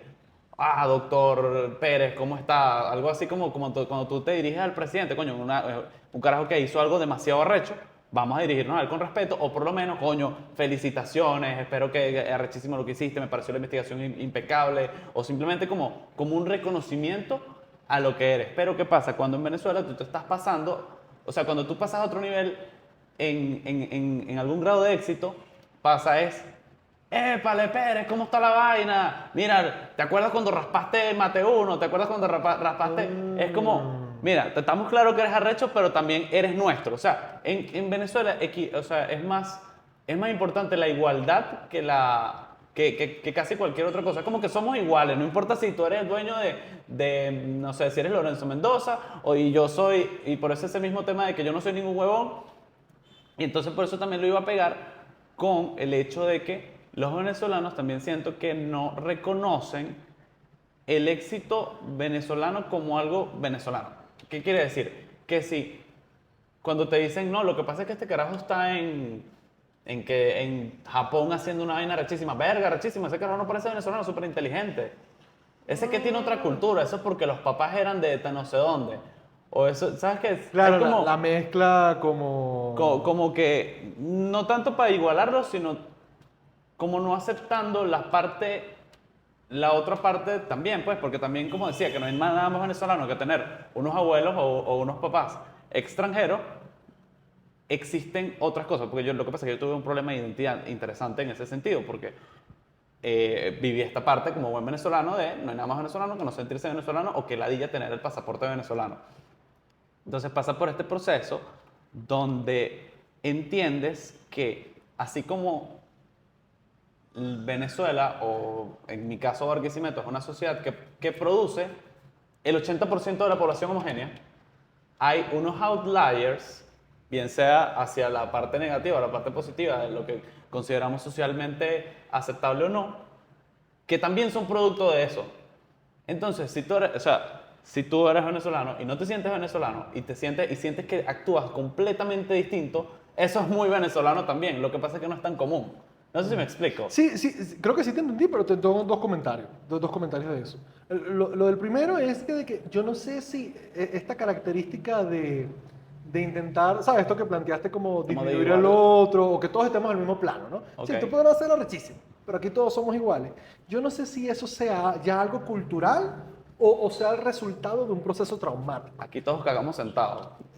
Claro, en el sentido de como Venezuela en los últimos 30 años ha tenido que atravesar, y bueno, pongo 30 años en el sentido desde los 90 hasta acá, ha tenido que atravesar muchos procesos muy castrantes.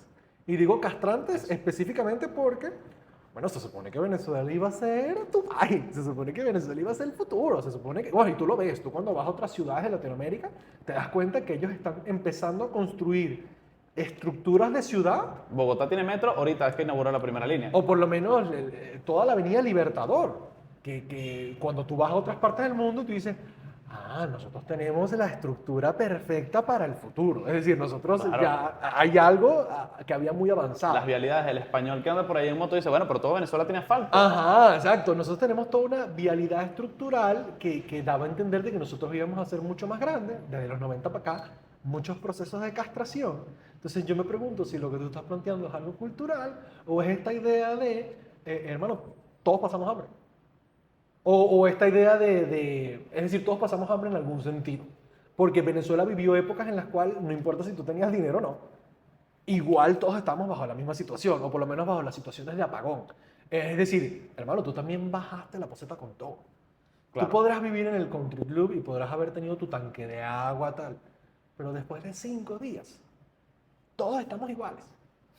Tú también bajaste la poseta con todo. Claro. O por lo menos el hecho de caernos a tragos, es decir, tú también estás emborrachado. Entonces yo me pregunto si esto que tú planteas, si es algo cultural o es una cosa producto de las situaciones traumáticas que hemos tenido a partir de los 90 y que bueno, hay que ver si se convierte o no se convierte en un rasgo como tal. Porque eso que tú comentas, yo creo que también es muy común en los países nórdicos. Los países nórdicos tienen esta costumbre de los primeros encuentros, bueno, algo así comenta Zizek, son para insultarse. Para que todos quedemos del mismo tamaño y ya nos podamos relacionar más naturalmente. Es decir, no tenemos que fingir que mira, tú y yo no nos bañamos con jabón azul.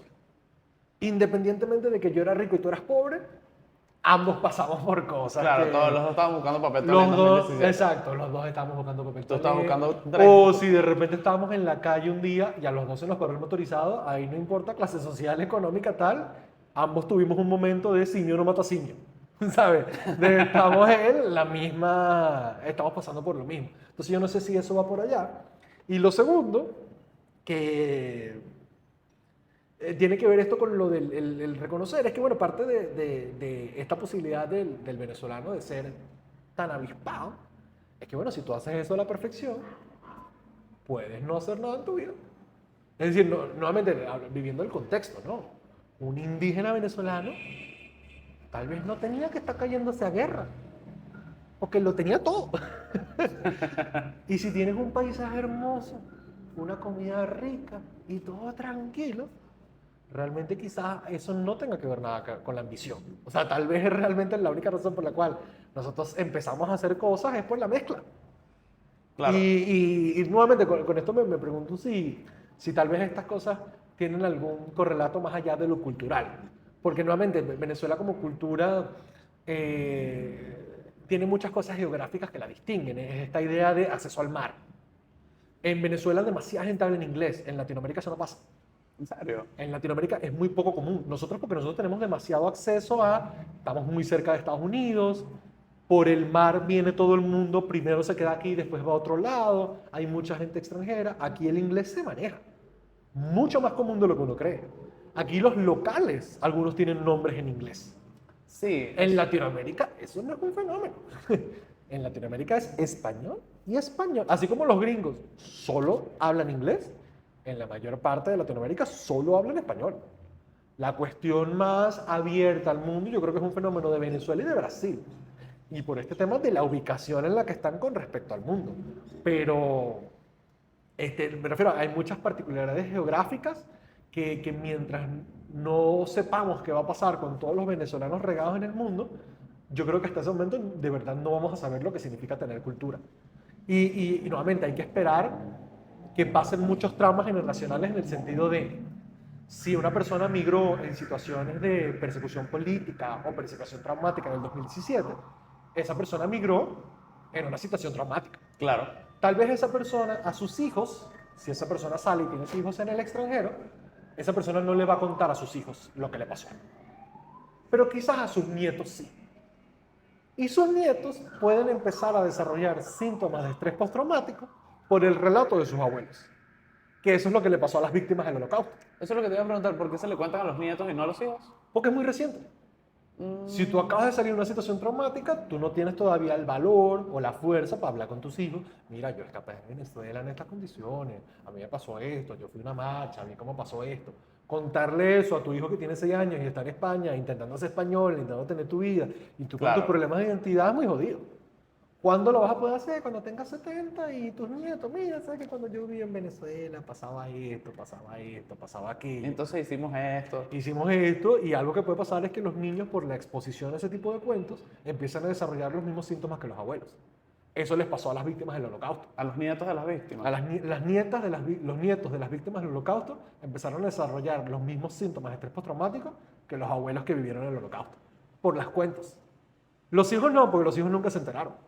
Entonces, fíjate, hay muchas cosas todavía muy movidas que me imagino que en unos 40, 50 años es que podremos decir, pero si los venezolanos que están aquí se comportan así, y los que están allá se comportan así, y los que están allá se comportan así, me imagino que algo cultural es esto.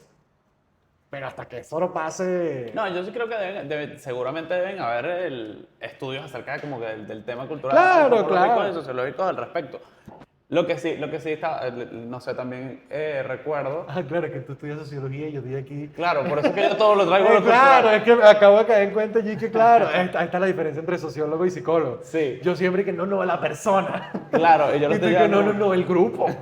y que bueno, el los dos. grupo.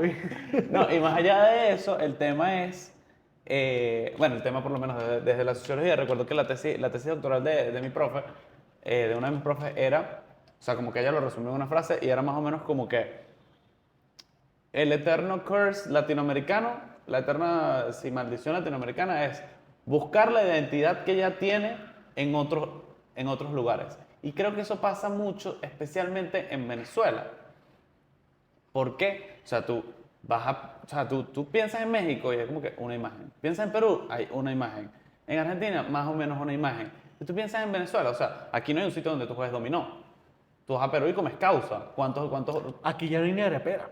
Exacto, es muy poco. Entonces, ayer estuve en un restaurante larense buenísimo que queda allá en Barquisimeto, porque yo soy de allá, y le estaba comentando, estábamos hablando como de las posibilidades, que quería ver si se mudaba para Caracas y tal. Yo le digo como que, es que, o sea, le hablamos un poco de lo mismo, diciendo como que el tema es que aquí, todo el mundo cuando viene, hay restaurantes franceses increíbles, restaurantes italianos increíbles, restaurantes españoles, restaurantes fusión, sushi, etcétera, pero a ti te llega un pana de México y te dice, quiero ir a comer venezolano, y realmente hay opciones, pero no Pero es cada como- vez menos. Cada vez no, cada vez menos, y no hay como una cultura alrededor, no es como que vamos a ir a comernos unos tacos, o vamos a ir a comernos Ajá, unas arepas, sí, sí, y entonces sí. en todas las esquinas hay tacos, arepas, ceviche, hablando como de Perú, sino que aquí lo que hay es Nueva York. O sea, no sé qué, la Tasca de Nueva York, o sea, tú lo ves hasta en los pueblitos, donde antes se llamaba La Chimpolera, ahora se llama que sí, Autorepuestos Fury. Bueno, supone que un amigo justamente va a migrar mañana. Y una de las últimas, nos vimos hoy por última vez, pero el domingo en la mañana yo le dije para salir, dije, mira, vamos a vernos una última vez, vamos a desayunar. Y yo le propuse a él ir a comer sopa de leña a la mariposa. Porque pues, estamos hablando que es lo más autóctono. Al final de ese día, como que no paramos, el clima estaba raro, tal. Entonces yo le dije, ¿sabes qué? Vente, vamos. Y yo veo para dónde vamos. Y estoy por Plaza Venezuela y le digo, ¿tú alguna vez has desayunado chino? Y me dice, no. Y lo llevé, su último desayuno en Venezuela, yo lo llevé al mercado chino en el bosque a comer chino. Y él me dijo, estoy muy contento con esto porque yo jamás había desayunado chino Chino aquí. auténtico en Venezuela y me gusta porque es como una experiencia caraqueña, pero inédita. Como Exacto, algo- no, y es muy Sí, caraqueño. y es muy demasiado- caraqueña, es muy caraqueña, pero fue que yo no lo llevé a sopa de leña ni arepa porque era más difícil buscar un buen sitio de sopa de leña o de arepa que llevarlo a desayunar chino. O sea, y eso es algo que me cuesta mucho, por lo menos a mí, un autor que me gusta mucho es un suizo que se llama Adolf Guggenbull Krey, bueno, él es un psicoanalista Ajá. de antes, él ya murió, y él vino a Venezuela en un momento. Yo sé porque mi analista fue su chofer. Él dijo, mira, yo lo llevo a él para donde él quiera. Y él me dijo, a él le encantaban las areperas. Él me decía, nos montamos en el carro y me decía, arepera, llévame a arepera. Y me dice, le encantaba el ruido, como las cosas pedían y tal. Y yo a veces pienso en eso, bueno, también es una cosa medio melancólica. Y digo, si ahorita viene un suizo y me pide que lo lleve a una experiencia auténtica venezolana en Caracas. Tienes que pensarlo. Es decir, hace 20 años yo podía llevarlo a 5 areperas distintas. ¿Ahorita? Eso sí no lo veo yo porque hace 20 años yo tenía 4 años. Ah, bueno, claro, pero me refiero en el 2000 había una arepera para tirar para el techo. Ah, la cosa. Ya no. Ya ahorita la arepa es difícil de conseguir. O sea, no es el desayuno más habitual, no es el desayuno más común, más de tú ir a una arepera. Y ya no es algo para todas las clases sociales. Ahorita la arepera, por lo menos Claro. de local, no puesto en la calle, sino de local, es casi una experiencia de lujo. Ah, No. quizás también por eso, porque antes la arepa no Ajá. distinguía, pues era Ajá. una arepa, ¿qué tanto podía costar? Entonces, bueno, quizás por eso tengo tantas dudas de todo este tema de identidad, de que hay muchos elementos traumáticos que, bueno, quizás sí pueden terminar afectando la identidad, que me imagino que es lo que pasará en Alemania, ¿no? Alemania tendrá una identidad y tendrá una identidad post Segunda Guerra Mundial, Exacto, ¿no? que todavía ellos estarán diciendo y que ver lo que somos. Exacto, y permea y es parte del proceso, pues, porque es muy, o sea, lo que por lo menos lo que a mí me enseñaron en sociología es que es contradictoria porque es estable y está en constante cambio. Sí, sí, sí, sí, sí, sí. Eso me gusta, eso Entonces hay elementos constitutivos de nuestra cultura, de nuestra identidad, que serán estables y se reflejarán de alguna u otra manera, y también habrá otros que van a ir cambiando, pero el cambio es tan poco a poco que prácticamente no se ve hasta que después que pasan los años. ¿Te acuerdas que antes hacían las cosas así? Sí. Coño, si era verdad. Me hiciste recordar, en psicología hay un término para eso, no recuerdo exactamente, pero es esta idea de el conflicto sigue siendo el mismo, lo que cambia es el síntoma. Es decir, el niño que cuando tenía 6 años se comía mucho las uñas y cuando tiene 10 tiene problemas de agresividad. Y cuando tiene 18 tiene problemas con la ley. Es decir, el problema sigue siendo el mismo. El tema es la manifestación. El problema era la manifestación, porque si te pones a ver las uñas en la naturaleza son lo que utilizan los animales para defenderse. La gente que se come mucho las uñas generalmente tiene una tendencia a tener problemas con la agresividad, porque está mutilando su propio artefacto. Claro, Entonces puede ser que al principio era comerse las uñas, después fue problemas con la autoridad, después fue problemas con la ley, y uno dirá, oye, pero todo el tiempo es algo distinto. Y no es lo mismo, pero expresado. Qué interesante. ¿Tú conoces el hecho social? ¿De derecho social? No, el hecho social. El hecho social, me suena. El hecho social es un concepto sociológico que habla... Porque yo vi materias de sociología, pero no. No, pero lo conecto mucho porque el hecho social es básicamente este concepto que son como que los hechos que gobiernan la realidad y que no se ven. O sea, por ejemplo, es mucho más fácil explicarlo porque no recuerdo, además que en sociología te dicen que tienes que aprender como que estos son hay muy poco caletre, pero al principio es como que esto te lo tienes que aprender porque te lo tienes que aprender y yo no lo recuerdo. Pero con los ejemplos es muy fácil, es como el hecho de que todo el mundo lleve un bolso a la escuela. Independientemente de sus manifestaciones individuales, el hecho social de que todo el mundo lleva un bolso, el hecho de que todos llevemos zapatos, el hecho de que todo el mundo sabe cuándo aplaudir, porque tú puedes aplaudir en el medio de una función, pero no todo el mundo va a aplaudir. Todos sabemos cuándo se va a aplaudir.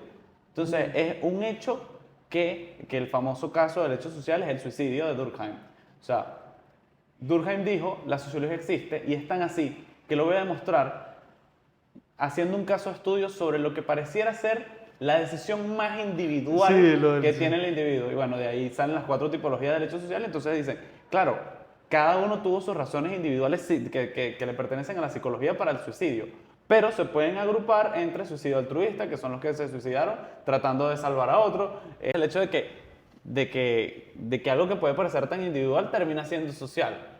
Y cómo todo termina siendo un hecho social. La psicología profunda tiene un término para eso, pero lo llama arquetipo. Arquetipo es un patrón de comportamiento heredado genética y socialmente para una situación en específica. Entonces, una madre es igual aquí en África o en China. Okay. Es decir, el arquetipo de la madre es igual en todos lados. La que cuida, la que protege, la que tal, pero al mismo tiempo también, como la madre naturaleza, es la que de repente te destruye, se quita, se va. O por lo menos uno a veces puede entrar en situaciones arquetipales. Tipo, es decir, hay situaciones arquetípicas del Joker, del Guasón, que es el que en un grupo, a través de los chistes, conecta A con B. dice lo que se puede decir y lo que no se puede decir. Y ese arquetipo se comporta igual en la corte inglesa en el siglo II, en tu familia que tienes un hermano que es el chistosito. Indiferentemente de sus maneras. Independientemente, hay un patrón de comportamiento heredado genética y socialmente para actuar de acuerdo a ciertas situaciones. Eso es el arrecho. concepto de arquetipo. Entonces, por lo menos hay situaciones arquetipales que es la situación arquetipal de viejo niño.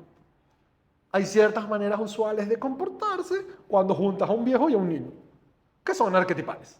Ah, Y lo arquetipal tiene un lado positivo y un lado negativo. Como por ejemplo en esta idea del arquetipo del venezolano pila, ¿no? Ajá. Es todos estos aspectos positivos de el que pica adelante, el que está primero, el que tal, y todos estos aspectos negativos de el abusador. Que es capaz de llevarse a otra persona por delante. Ajá. Entonces la idea es que uno pueda, cuando el arquetipo se active o cuando uno se encuentre en una situación arquetipal, de que uno la pueda vivir completa. Tipo, uno pueda vivir el arquetipo completo con todo lo que viene. Ok. No solo quedarse con un lado de. Que creo que quizá. Oye, esa sería una manera de llevarlo arquetipal al tema del suicidio de Durkheim, ¿no? Es decir, hay suicidios arquetipales. No es lo mismo el que se suicida, no es lo mismo un kamikaze Ajá. o un monje vietnamita que se quema vivo por una causa a el que raspó un examen, peleó con la novia y se suicidó. O no es lo mismo el suicidio de Hemingway, ¿sabes? Ya roto, sin Claro. ningún tipo de masculinidad, lanzándote un escopetazo, o el suicidio del paciente enfermo terminal que quiere acabar con su vida, a el suicidio que viene del desespero, tal. Es decir, todo forma parte del arquetipo del que se quiere suicidar, pero son distintas manifestaciones usuales que son heredadas genética y socialmente. Esa es la manera de la psicología profunda de ver Qué arrecho, ese ¿sabes? término. El lenguaje no verbal, ¿sabes? A mí, o sea, en el sentido como que tocas hacer esto y yo lo entendí. Y a mí siempre me ha parecido muy atractivo el hecho de poder hablar como hablan en Italia o como hablan los argentinos. Que los carajos prácticamente se hacen una seña y se entienden. Y yo como, o sea, esa vaina, o sea, hablando psicológicamente, es válido porque yo siento que aterrizar las ideas en palabras es como que mucho más preciso y te permite gestionarlo de mejor manera. Pero a mí particularmente siempre me ha gustado mucho más poder decir como que lo que pasa es que Psicológicamente, como lo cree la gente, en el sentido de que uno puede estudiar el lenguaje corporal y que a partir de ahí uno puede llegar a conclusiones de una persona, no, eso es totalmente mentira. Ajá. Eso es una estafa de la pseudopsicología moderna, en el sentido de una manera de salirse de eso. Mira, si yo veo las investigaciones que dicen que si yo me acomodo hacia el pelito es porque te estoy echando los perros, que evita que yo venga aquí a hacerme así en el pelito para que Claro. tú pienses que te estoy echando los no, perros. yo hablo en el sentido del hecho de poder Claro, hablar. no, claro, Ah, eso lo ok. entendí, eso lo entendí, pero porque la gente piensa que va por ahí. Ah, ok. Para mí el tema de la expresión física o de dónde podría tener su valor es en la especificidad y en la autenticidad que genera el contexto. Y voy Ok. a entrarle por este lado. Cuando tú vas a tener relaciones sexuales, tú no puedes tener relaciones sexuales si no puedes poner tu cuerpo en una disposición física que para ti sea sexy. Ok. Muchas personas tienen dificultades en la sexualidad porque el cuerpo nunca puede salirse de los lugares preestablecidos de rigidez de cómo uno se tiene que comportar, ¿no? Ok. Es decir, uno cuando uno está pidiendo una camioneta, uno está pidiendo algo, uno no está extremadamente seductor, uno está, o bueno, dando clases, uno tiene que mantener Sí, o ciertas, simplemente conversando estamos ciertas aquí, pues. fachadas, ciertas apariencias. Para poder tener relaciones sexuales hay que ser un poco más sexy, hay que tener, si eso no se logra, Ok. la razón por la cual tú no puedes tener relaciones sexuales es porque no estás comunicando efectivamente, no con el otro, sino internamente qué es lo que está pasando. Ok. Es decir, como si tú no pudieras poner a tu cuerpo en la disposición necesaria para poder tener relaciones sexuales. Qué loco. No sé si me explico para Sí, dónde voy exacto. con eso Porque de... está aquí, pero no lo puedes como que... Ajá, no te puedes conectar con el sexo. No te Ajá. puedes conectar con el placer, no te puedes conectar con lo que está pasando, porque tu cuerpo no tiene la libertad para ponerse en la posición natural que le ponga. Y esto puede estar mediado por muchas cosas. Por lo menos tú eres un hombre muy conservador, que te enseñaron que los hombres tienen que hablar de ciertas maneras. ¿Qué pasa si tú cuando sientes placer, la voz se te pone finita, gimes y curveas la espalda?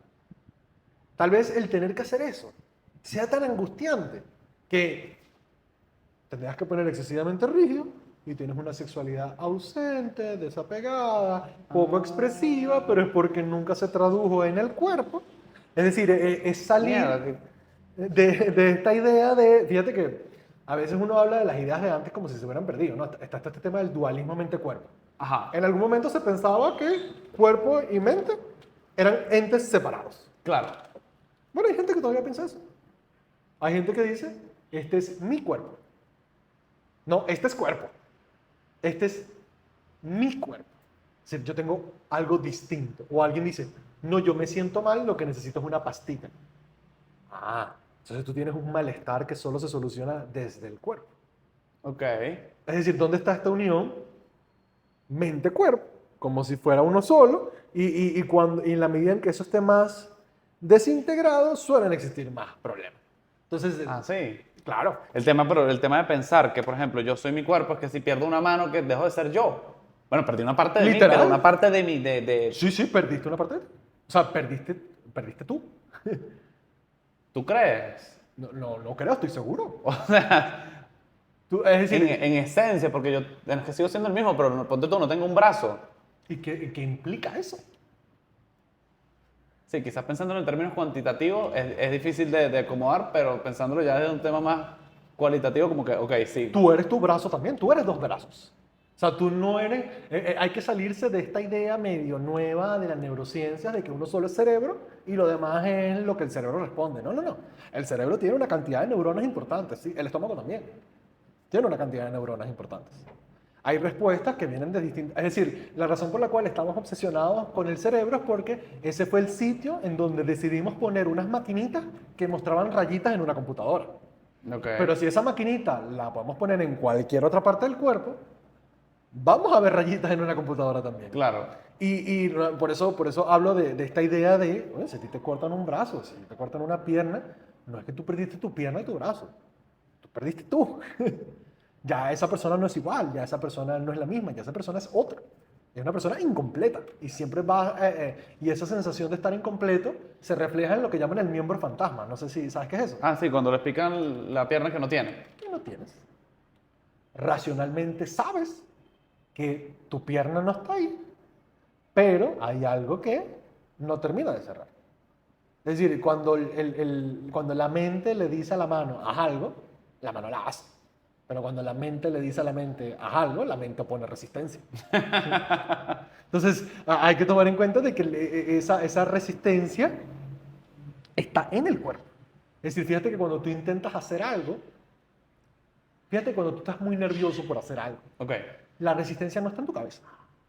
La resistencia está en Es verdad. pararte, en moverte, en gesticular. Uno podría ponerse aquí todo bien y decir, bueno, pero es que todas esas son señales del cerebro. Que sí, está bien, todas esas señales se originan en el cerebro, perfectamente de Pero es acuerdo. que lo estás sintiendo es en... Pero también hay cierta autonomía en absolutamente todo el cuerpo, en el sentido de, durante millones de años, es decir, lo que nosotros llamamos cerebro neocórtex, la parte más nueva del cerebro, Ajá. eso es nuevo. Otras estructuras internas llevan millones de años con nosotros, desarrollándose, evolucionándose y actuando independientemente de que no existía un neocórtex. Es cierto. Porque uno va a pretender de que uno está por encima de lo animal. Porque uno va a pretender de que no, yo solo estoy moviendo. No, hay ciertas cosas que pasan en automático. Hay sistemas corporales que funcionan en automático. Es cierto. Entonces, por eso hablo de esta idea de, a veces hay muchos problemas en entender el dualismo mente-cuerpo como si estuviéramos separados y no como que, este es cuerpo, este no es mi cuerpo, este es cuerpo. Claro, no es el cuerpo que yo poseo, sino soy. Que yo poseo, ¿no? Esto es lo que soy. Ah, qué interesante. Que a veces eso es algo que hasta fastidia mucho en el ejercicio, ¿no? La gente que hace ejercicio como si su cuerpo fuera su enemigo. Ah, sí, porque entonces el cuerpo empieza, viste, como si fuese otro, pero yo diría, coño, lo que pasa es que el cuerpo uno empieza a bostezar. Y O la empieza dieta, no, y es que mi cuerpo me está... pidiendo azúcar. No eres tú mismo que estás pidiendo azúcar. Ah, porque además lo pones afuera, por supuesto, tiene todo el sentido del mundo, es muy útil a la circunstancia que el cuerpo sea otro. Y alguna- Además se le puede echar la culpa al cuerpo. Oye, y algunas filosofías del ámbito psiquiátrico fomentan esa idea, por lo menos toda la idea de la neurodivergencia. La neurodivergencia es como un trastorno inventado, alimentado del dualismo mente-cuerpo para dar pastillas. Es decir, inventas una enfermedad que, bueno, es inventada porque la neurodivergencia tiene síntomas de tantas otras enfermedades distintas que puede ser cualquier cosa. Claro. Pero inventas una enfermedad del cuerpo para dar una solución en pastilla. Y él dice, no, ya tú no puedes hacer nada al respecto, este es tu cuerpo. Tú eres neurodivergente. Toma esta pastilla que corrige el cuerpo. Y uno dice, es que mi cuerpo no responde. No, no, no, no, no. Hay mente-cuerpo y es lo mismo. Es decir, por eso es que la medicación nunca es un tratamiento suficiente para los problemas mentales. Eso es ahí. Y las personas que tienen problemas mentales, que es gente que nació distinta. Ahí suelen haber dos tendencias. La mayoría de los sistemas psicológicos funcionan con un 60-40, algunos 70-30. La mayoría de las cosas que nosotros hacemos es un 70-60% genético y el resto está modulado por el ambiente. El ambiente termina activando o desactivando lo que ya está de fondo. Esa es la tendencia en la gran mayoría de los sistemas psicológicos. Modernos y antiguos. Es algo que se ha mantenido bastante estable. Como 60-40. 70-30, 60-40. Depende de la postura teórica que tengas. Por lo menos gustos sexuales, orientación sexual, es genética, principalmente. ¿En serio? Sí, sí. Muy difícil que alguien adquiera algún tipo de fetiche o orientación sexual con el ambiente. Hay pocos experimentos que tienen evidencia de eso. Por ejemplo, para los hombres, si... esto es una ladilla, ¿no? Para los hombres. En el momento de tu primera eyaculación, lo que sea que estabas viendo puede convertirse en un fetiche. Esa es una de las pocas maneras que tenemos de adquirir fetiches. Si en el momento de tu primera eyaculación estabas haciendo algo. Por lo menos... ¿Y si fue dormido? ¿Un sueño húmedo? No, me refiero a primera eyaculación... Sí, mented. Ajá, intencional. Pero realmente, por lo menos está toda esta idea moderna de la gente que critica mucho lo que llaman la guerra cultural, ¿no? La idea de que, bueno, todas estas tendencias de la homosexualidad están convirtiendo a los niños en... Ajá. O sea, esta crítica social al respecto. Claro. Bueno, hay tribus en África en las cuales es perfectamente normal en la tribu que cuando los hombres alcancen la mayoría de edad, en la cual se tienen que convertir en hombres, ¿sabes? Los judíos tienen su bar mitzvah, los espartanos tenían su... Bueno, en esta tribu la costumbre es que como la masculinidad se encuentra dentro del semen, los niños tengan que hacerle sexo oral a los hombres más antiguos de la tribu para sacarle la masculinidad y ellos también volverse hombres. Bueno, en esa tribu, los porcentajes de homosexualidad son iguales al de la población global. Entre el 2 y el 5%. Ah, Es claro. decir, Cuando lo llevas a la población, o sea, cuando lo llevas a la estadística, si la estadística aquí y aquí es la misma... y ahí tú te tienes que hacer preguntas, ¿no? Mira, si en esta tribu están poniendo unos chamos a mamá huevo y la tribu no tiene estadísticamente más población homosexual que el resto del mundo, tú no puedes hacer una inferencia de que el exponer a personas a situaciones con... ¿verdad? También va a producirse.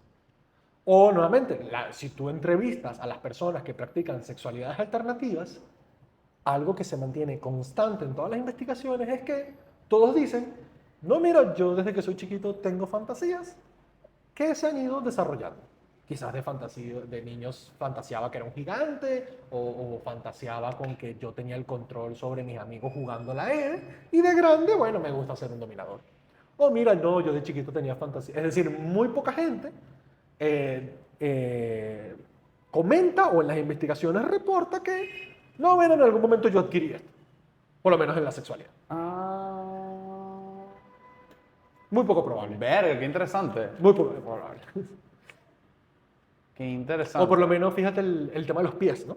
Ujú. Que a la gente, Siempre me ha llamado mucho la atención. ¿De dónde viene? la gente lo categoriza como fetiche. Bueno, los pies o el gusto por los pies se mantiene igual independientemente de la cultura e independientemente de la edad. Es decir, ya estamos en un momento en el que podemos empezar a decir que los pies no es un fetiche. El pie es una una orientación. zona erógena Ajá. predispuesta genéticamente. En las categorías pornográficas más buscadas por hombres, que los hombres buscan pornografía por anatomía, Ok. tanto para hombres heterosexuales como para hombres homosexuales y para mujeres bisexuales, en el porno audiovisual, Ok. las 4 cosas que más buscas son pecho, tetas, Ok, claro. culo, nalgas, Ujú. pene y pies. Esas son las 4 partes anatómicas que más se buscan en la pornografía audiovisual. Y los pies es igual independientemente de la cultura. Claro, o yo estaba hablando el otro día con una amiga que también me dijo, no, entonces el carajo me olió la axila. Y entonces yo lo que estoy pensando, o sea, lo que estoy pensando es que, bueno, porque lo que uno piensa es, pero ¿qué le habrán hecho a ese muchacho? ¿Cómo adquiere? O sea, ¿en qué contexto comienzas tú? Pero si la vaina es genética, Naces. o hay gran posibilidad de que sea genética, es como que nada, como quien le gusta el chocolate o le gusta la Exacto, teta, como, una como vaina. el que de repente dice a mí me gusta comer mango con adobo y el que dice no, a mí me gusta el mango dulce. O el que prefiere, ¿sabes? La mayoría de los gustos sexuales tienen predisposiciones genéticas. Las alteraciones están en si el ambiente prohíbe o castiga. Claro. Ahí sí pueden haber alteraciones. Pero, O si la promueven, capaz hay gente que le encantan los pies y todavía no saben porque como no es algo común, o como no es algo tan común como yo. pero si ya tenemos los datos que nos dicen que es suficientemente común como para llamarlo genético. Es decir, así como es normal que a los hombres les gusten las tetas y los culos, los pies. Ya podemos categorizarlo como, ojo, también nuevamente, ¿qué implicaría? Nuevamente, con esto de no sabemos qué va a estar mal dentro de 50 años. Ok. Tipo de, ¿cuántas mujeres ahorita, dentro de 50 años, si se literal, no, mira, los pies son una zona erógena, vamos a tratarla como tal. Tú no puedes andar con las tetas al aire. Claro. ¿Qué pasa si ahorita está prohibido andar con los pies al aire? Escote de pies. No, esta mujer era increíble, pero tú veías cómo se vestía en el 2020, con esas sandalias abiertas. Asquerosa. No, a mí eso me parece súper. O sea, lo que me conecta con eso, o todo el mundo buscando fotos viejas para ver los pies de la gente. Exacto. Lo que me Eso conecta es como eso- antes, que uno le podía ver los pies a las mujeres en la calle. ¿No? Qué loco. Me conecta mucho con el hecho de cómo, o sea, que este clásico tema de que las ciencias sociales realmente no sirven mucho por el tema de que, bueno, no arrojan datos o no arrojan nada. Y cómo, o sea, cómo el simple hecho de una discusión a través de, o sea, bueno, de una investigación y de la discusión sobre un tema puede llegar al cambio de la definición de una zona, que pueden ser los pies. Y cómo eso puede decantar en que quizás en algún futuro, en algún país, sea prohibido que los pies se vean porque es una zona erógena. Pero todo eso pasó por una investigación, pasó por una conversación y por simplemente que en algún diccionario o en la conveniencia, o sea, como que nos pusimos de acuerdo en que los pies son una zona erógena. Y como eso pasa con todo al final. O por el simple hecho de revisar la casuística de verdad. Por ejemplo, si tú revisas la casuística de los casos de abuso sexual, la mayoría de las estadísticas dicen que entre el 90 y el 98% de los casos son intrafamilia. Son dentro de la misma familia, dentro de la gente que está cercana. Entonces, ¿Cierto? si tú analizas esa casuística bien, ¿qué implicaría verdaderamente si tú quieres disminuir los casos de abuso sexual? No es hacer una campaña de no es no, no es ir a los trabajos a establecer cuál es el sistema. Ojo, son campañas que han tenido sus buenos resultados porque han permitido quizás espacios laborales un poco más amenos para todos, pero no están atacando el problema. Porque el problema es intrafamiliar. Si te tomas esas estadísticas en serio, ¿qué vas a hacer al respecto? ¿Y cómo sabes que la solución que estás haciendo no es peor? Porque ¿qué vas a hacer? ¿Montar un vigilante del Estado en toda la familia? Claro. Porque además, ¿cómo mides tú? O sea, ¿cómo haces para que las personas te confíen una información tan valiosa como su dinámica familiar? Es todo un tema. Por eso el problema a veces es saber de verdad las cosas implica que, oye, ¿qué vamos a hacer con esto? ¿No? Quizás por eso a veces conviene que las cosas se queden en lo oscuro. Claro, A porque- veces es conveniente para la gente no hablar de esto. No, no hables de eso es malo. Eso provoca a la gente. No, al contrario. Hablar de esto es bueno. Claro. Informa a la gente. El problema es que esa información implica tener que actuar siendo consecuente con eso. Exacto. Y vivir con lo incómodo. Por lo menos muchos papás tienen miedo de que se van a un momentico y le da miedo dejar al niño en el carro. Porque le da miedo que se lo secuestren. Y que estadísticamente, Muy poco probable que al niño lo secuestren en el estacionamiento de la muralla. Muy poco probable. O sea, estadísticamente para que eso pase. Pero en cambio lo dejaste con el tío para que lo cuidara, lo dejaste con el papá para que lo cuidara, lo dejaste con el amigo de la familia para que lo cuidara, que es más común. Estadísticamente es más probable que sea abusado.